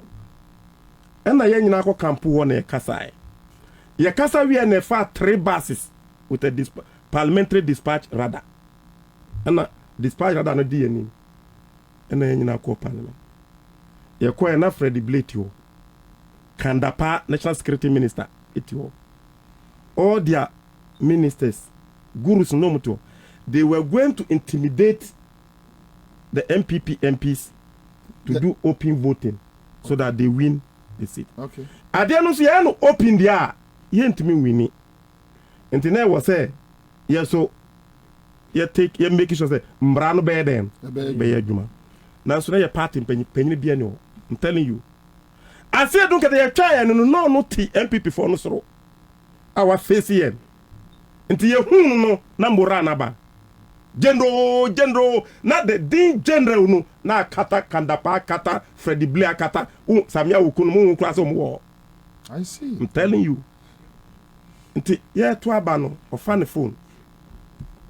No kasa no afro. Nti uti parliament or no nekasa. Munye. So he coached us well to make sure say Abambabwin became the Speaker of Parliament. I see. So Machirao right from the constituency level, we follow ye Emma ye disease na then aba. But unim the last seat Emma hang parliament in buy. Techiman. Nya Techiman. Eye Sini West Kwame Danso seat. Kwame Danso, okay. MPP for whom say Omwanya 137 plus independent 138. NDC nso anya 136. Sini West no was NDC for far. Ombenya 137. Na omusanya 1 na ye hang parliament no. The seat for the hang parliament no na ye Kwame Danso seat. Enti ballot box wa every NDC stronghold. Omuko fai. E di dwane na MP this for di omachi ekoji seat no. Na director of election no e policy seat no. Box no. The same thing. Omu ye bi wo Sewi also seat no so na no so ya wi na wie. Ba na ya stronghold ballot box bi omu kan wa e be wi ni. Enti omu ko fire no e di dwane ko wrem. Ase adun katia di Kwame Danso de na chi. Say ye nya national executive ba ko so na ono so e ko western region wa. Ka wen mu ye adwuma na wen mu ye adwuma. But we didn't get. Ba nipa ba ko Wontimi wo baby ya. Ase adun katia ye declare Akufo Addo kra no. Oma omu da ballot box no she dem. Na party for no at that gate. Morning evening sir. 3 days. Answer no mudi call court ko kan ye winning with 16 votes. Ye de kan wa parliament no ebeye chim pe. Enti sa enka MPP for ewo 139 anka ye ewo 136. Bobie se ye di nokre beye adwuma party no beye yi. Na ye di tro eye adwuma na say ya na ye say ye party no. Amanfo say me wia na maba edem so na ye wie. Amanfo say ofosu osika chen esiedu nketia, and it's obvious they are going to use money. Bobie enye ofosu sika no moko use. Why sika? Bobie enye MPP sika. Oh. Na ye call trade fair. Omo no mu contest asielu no sika na no mu jana. Ah, ba je MPP for na atwa sika ba ku aban no, aban na atwa sika. Bobie tie. Omu call takura, omu call Cape Coast. You for Cape Coast na ba you. Yes, sika no fresh Bank of Ghana de no bi. Fresh note na. Yes, omo atwa. Also chemo for so or bank account. And the aban ni twa sika so no so ko yibi. Say sa na pa kire. Sa na pa so ka no. Bobie fresh. Opposition ukonya fresh one. I don't know opposition in this guy if you make money more than in government. Opposition sika opposition sika Bobie wahu alata store sika no bi. Ubeyi bi nango kan Uza utuzo. Bobie wu ya mama ka Yesu. Yes. Ete maybe is here. But Fresh. And and let me tell you, Bobie. Yeah, you know politicians who met me say Chelsea ni Man U bomb matcha. Chelsea beat me at Man U striker no more to bench. Say be you meet me ashamo. Why is it that yen executives from 2014 Congress anchor campaign?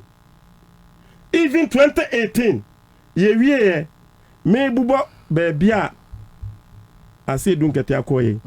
Unya other executive we ko. Why is this? Semi sponsor wa contents and conditions down. Men chairman me sponsor who we knew ya men committing ye din man ye gidi na me ntimi ko. This is how they do those things. They are part of politics. Na me cast is say Bobie John Mama ba oba no eye ni bro. Eye eni bresem oba ne say awinade. Ye ma national executive who we ni ya ye more time my own contract. You can't use that party position as your property. We will force them to work. And nothing and me botcha mechi. Oko baby a on fan betray me ko. Apart from that John Mama ko. No more salary edinachi. Bobie ye ko drobu. Ya yi Josiah Ayi as our national campaign coordinator. Which year? 2020. Okay. Joshua Labi as our campaign coordinator. Ubeko campaign no. John Mama convoy no campaign coordinator ka ho. Campaign national chairman e ka ho. We e ka ho. Into sitting arrangement kwa what can be a problem. The Drew Sunyai and Joshua Labi cry say they were ohuna man obe cry. No ba cry. No mpe. Yeah. No, but I say it's obetia ye man say wa woman nya dia. Nya no an say. Nya sam nya na ye ka. So president ba o constituency president need to say regional chairman to say the next person should be say regional chairman tia the next person should be your parliamentary candidate. Because we no marking no. Now for national executives and come betimi akwa lead campaign. Now for mu amu ko tena be a parliamentary candidate na ese mu market no betra na mukasa wie eba obi ani wa obe respect no. No. So jai president by fly better by class na otiechiri. Ukra ye mu you are not important.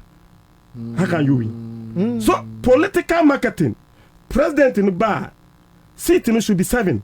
So regional chairman here the next person here should be your parliamentary candidate. Na onunso ni constituency for no mo ayedu. Ahu say oh ye nipa ikura sa president ni den e value no. Na party mpanyifo mu ko diachire e kwotena o etwa photo a. Whose interest are you serving? And now nkola yi tu aburuburo ko sua o no age to. Na si jam nkola no mo si jam no ma president na me de ya nko. Me de me kasa no e ba wi. Yeah. Me bisa asedun ketia. Say general, why are you contesting as national chairman? I say Ahmed, me catch row. I believe say he beat me about power, but not with Ofusan Pofu. As a leader of the chairman. Catch him straight. Or catch him straight. But Bobie, me where madam for? But for me to defend you, you must convince me. Where you making na minim. But I wanted additional reasons. I say, look, he can mean trusty of he can lead us into victory 2024. Now 2024, no said ya munka say ya win enye no kre. Ye were juma e was a ye. So I'm coming as the leader of the party to make the rightful appointments for us to make John Mama president in 2024. Manuasi. Adam, this issue about and I know general Electoral and Simbimu. Ama matise ochina orofu swamp of no be press conference o wano utieti comments ni bi so adentina afi no obe tracing we mu ebi so Identity fin na woka same way. I hope so the tape na appear no. Campaign team no more quick one mo ya no say. Quick one. My main started free. Last question I will be Sir Honorable Ahmed about Sekano. Delegates be are framing. Oh, and now other candidates no almost say ye ba cry. Sekano be drop so ye be chest sika be two sika be yes say. Nti munsu mumbo abamu. Na me catch so. We are not putting the party up on auction on Saturday. It will be the scammer waje. But to a bar, it will be DNDC beba power in 2024. Because President Kufo or Kasembi in 2008, they be a Kotis Asam no. 2007. Or say, it is better to be a messenger or party or a government. Party in government than to be the general secretary of a party in opposition. It's a power to see candidate obi the mawa. Obetumi aje. But uko to aba. Make sure say to aba at the NDC beba power. Bobie 3 million Ghana cedis. Day na. I think the general and my member na baso. Campaign no issues be brew me am a member of FEC. Me ye privy to. Anka general you be our person set party now. Anka obe releases some of those informations. But we're holding on, sir. And I know it will end that way. Sir, issues of IT and elections director appointments. Any matter of secrets. But no so general one find any campaign message. Or constituency be and I will be bizarre no questions. And I the answer no a buyer. Bobie, Mikai that day, papa, Mikai. That day, Nana, yes, I'm neck meeting. No, yes, our neck meeting. Our party headquarters. It was the same day, and Nana, NDC events be our Osu press be all. Anniversary. NDC anniversary, 30th anniversary. Inti, right from our neck meeting, no. Majority of NEC members eba Osu Presby Hall. In the middle of that meeting, and I made any copy ballon, ye free or say, ye babe ye arrangements, ewo Osu Presby Hall. But before me free or no, me hunde ekosu nina. Eye issue a obet me have free obia na ye NEC member or attend this meeting. The truth was that Honorable Julius Debra, oh yeah, former chief of staff, Obasa meeting be. Onye member of NEC, but Oba meeting no. Oba no. Oba say or representing a former president, John Dramani Mahama. So meeting no. Now you about 3 or 4 weeks before presidential primaries, and I a flag bearership contest no. Into Oba. Oba no ni appeal back wa odi ba ni say. His Excellency would want to have a say and answer a consultation, no, involvement. Why don't you postpone the appointment of some of the directors and some of the appointees, no, put it on hold. Your presidential prime minister. Now, yeah, extensive consultation. Bobie, if anyone dares met to me about the 2 national executives are now leading the first riot against Honorable Julius Debra. Rebel, almost public knowledge. Pablo and the chairman. Simple. Anybody a party no be appointed biano. The party doesn't belong to you. Just a minute. Almost say. Just a minute. Just a minute. Okay. Adam, let me tell you. NDC is a public property. Oath of secrecy, there are things that the oath of secrecy governs. The party people must know. So be a crowdfund. Let the party people know, please. Bobie, it is good that they're not an NDC. And Honorable Julius Debra so tiase. Your NEC members are. We can call them. Everybody can attest to the fact. Say Ukraine say some people stood up and say whoever chairman and leader of the party, into whoever omobe appointed biano. That person, whoever obe winning election as flag bearer, must work with whoever they will appoint. Into ene, so Honorable Johnson Asedin Ketia, General. Echo answer question now I can the processes leading to such appointments are boni be na waye. Let any national executive, and I'm daring them, come out. You were 2 days to election, and they are now China. No beka say what General Sedun Ketia or Kayenu and Kre, and they will say we will come out even with minutes of neck. Bobie bibitina ye campaign no ye conducting in a very civil manner, because ye name say even after 17th no, as I say ye brought the same umbrella, will come under the umbrella. Then she said party no, because victory 2024 no, and you're non-negotiable as long as Johnson has said in Ketia and any campaign till we are concerned. Victory for John Mahama in 2024 no, and you're non-negotiable. Bobie memitina he, ma declare say, nyami bua next year me call parliamentary primaries. Me started say me supporting you now. Nipa me bre threaten me. Oh yes, say na me catch you say me. Maka, and I'm saying it on radio. Say, I will prefer, say I will not even be a member of parliament, but my party what power. Than say, me kwa kwa ye MP, but no krano, omubwa. Yes. Whoever, Inshallah. I mean, God is the lifter of men, they be a maker. So why have you taken so much interest in this matter? Because Bobie, what we have seen, and what I have seen as a young person in the last 4 years, no.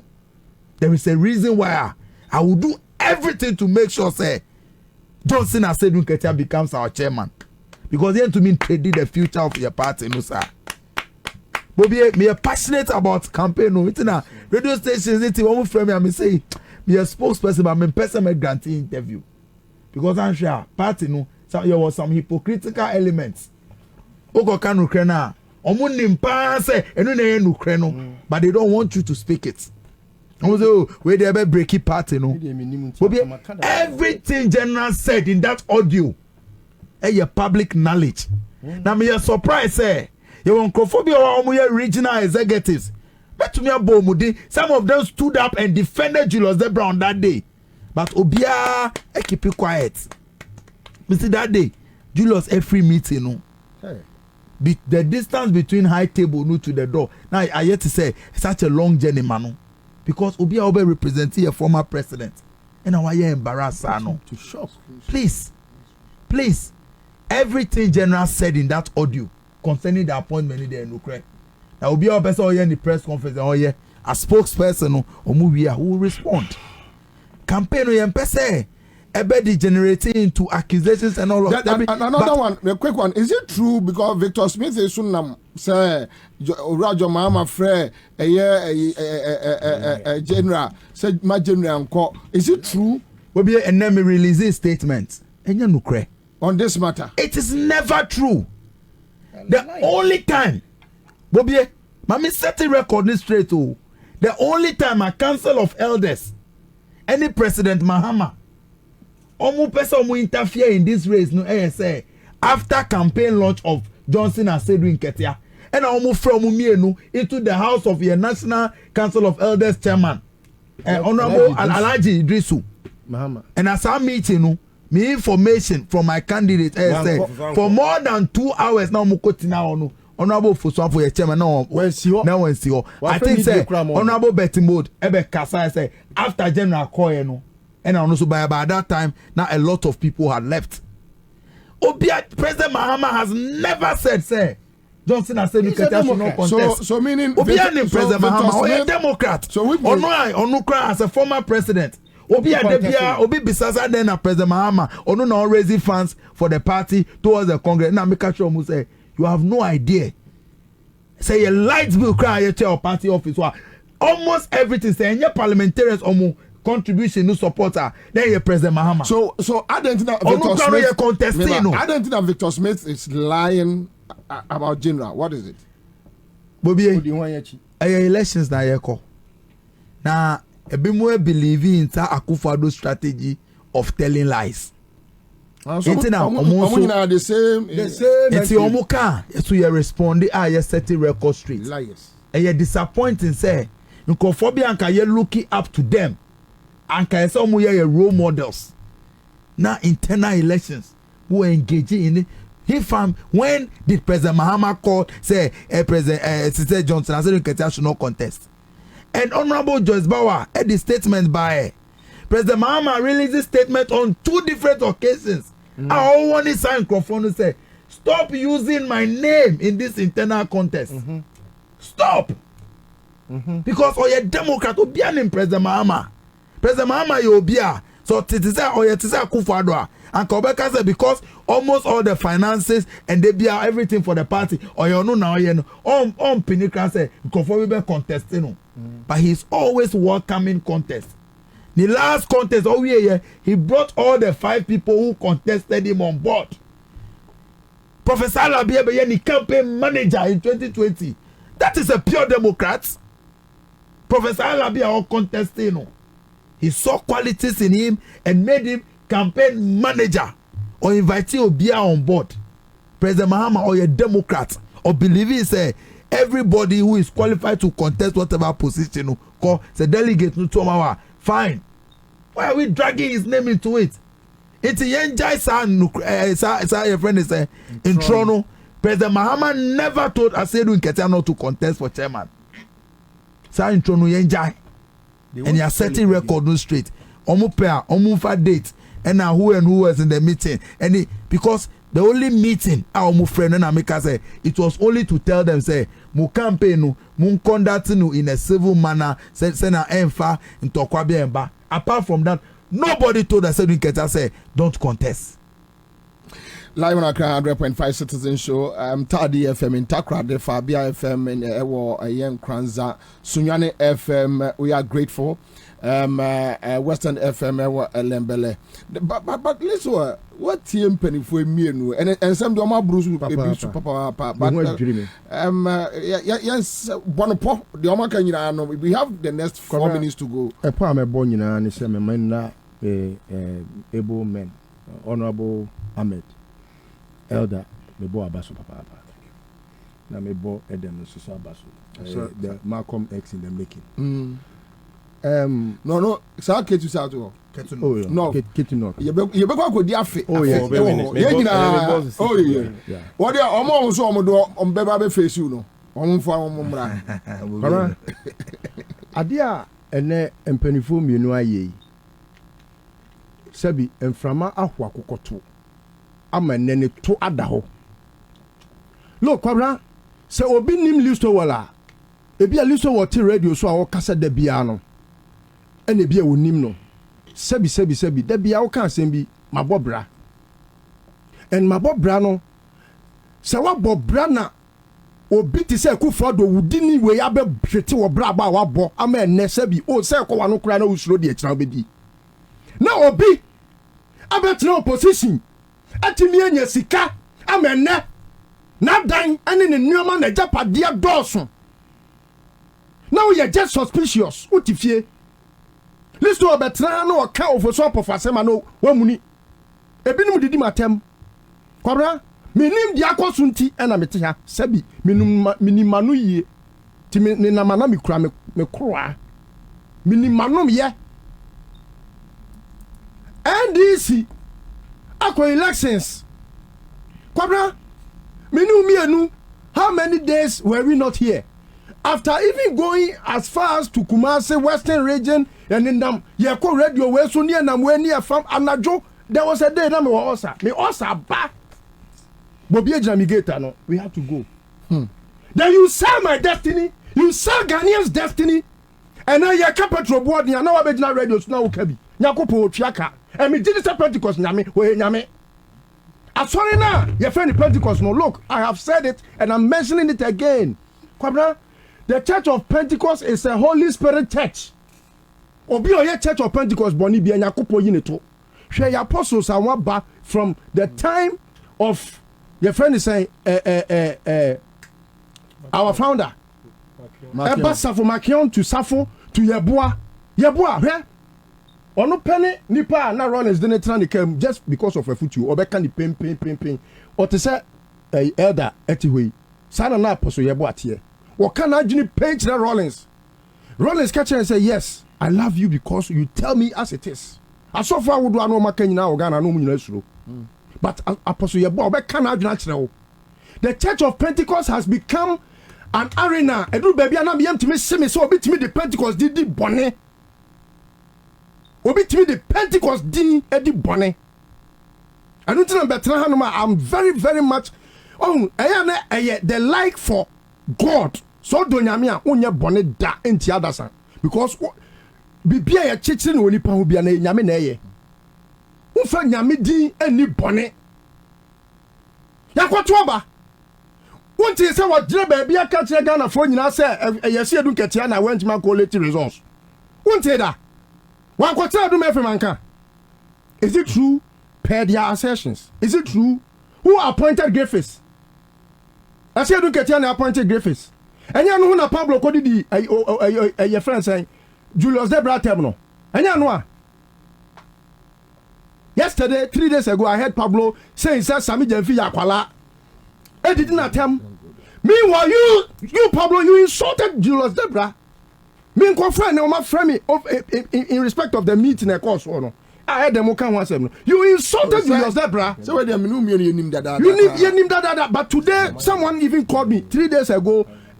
Tape no born 3 days ago. That was 3 days ago. And now yeah, Monday. So born 3 days ago. Yeah. Me coffee no. Okay, some new original phone so.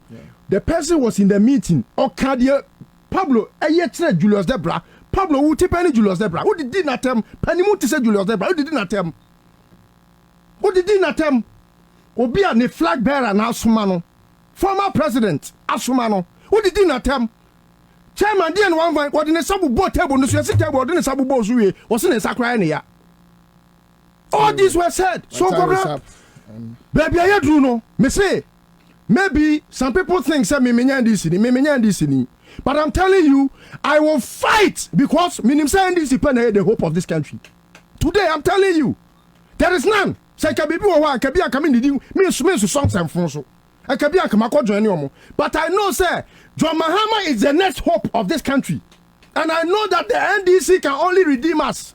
I don't think I make us say tenten no. Yantina ho ni anyanhwe han. Me say ada meti say you say for some of our no. But who say break the 8 na bam. Then I will leave it. And I don't want that to happen. Etimini delegate sabi wo mo discane ba ebi free blue gate be a wo de ba munyi na munni eye mo musika yi levi na mutua no en no mo de ba no munyi na munni na mom ofoso before no afuo what your position when you scatter time na wa bam obi amana ni na ho na kotre oboni trinko a onim de ekoso wo fie kotre oboni trinko a onim de ekoso wo fie. So all these discussions at the end of the day, Saturday yebeko eye Accra Sports Stadium yebeko akwa to aba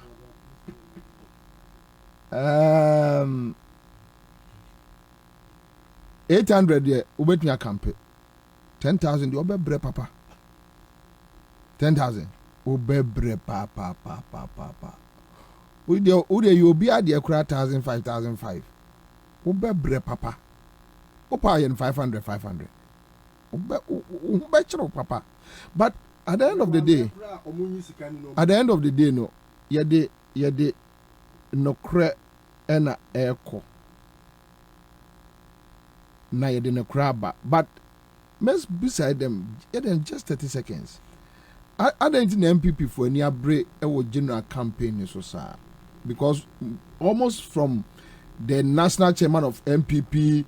This your friend this guy Samia Okunum omo campaigning openly against general, even other business guys omoni abre and say me say a friend say akomia campaigning against Sidun Ketia then say omo the NDC cinema no be say no but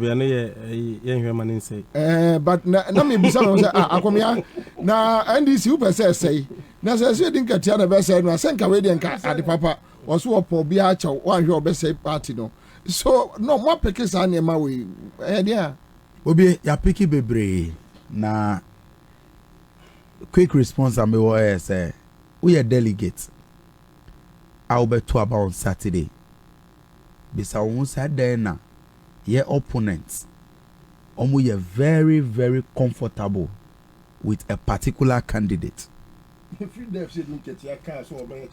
We are delegates. Okoto aba on Saturday bisa won say obi a onini eko into a contest. Ono e pese or determine nipa or be lead you. The general that should lead you into the fight, into the battle.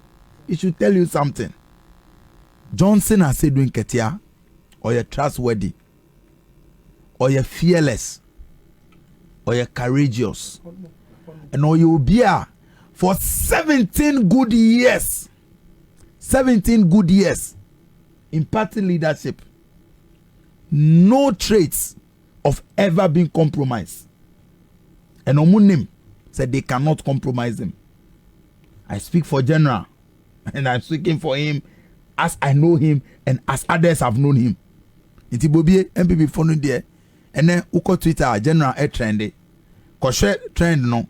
Gabi Munyina Koesuman, our lawyer for President Akufo-Addo, any MPP social media team, they are all just talking about General. Why General doesn't deserve to be chairman? To be someone say because it's here General trendy. Before France Morocco game, now General trending #1 on Twitter. Gabi, wako posting video be about General. How the monkey General? Why General should not be chairman? Because you need on Twitter. Na debut FNO. Say omo interest. Because omo name say the victory of the NDC is coming from 17th with General Mosquito as national chairman. The victory of John Dramani Mahama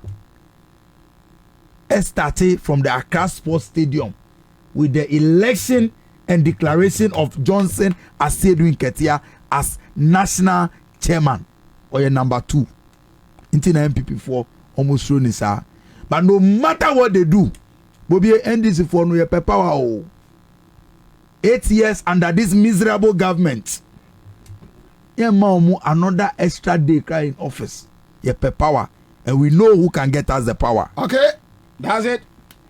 Yeah, you say.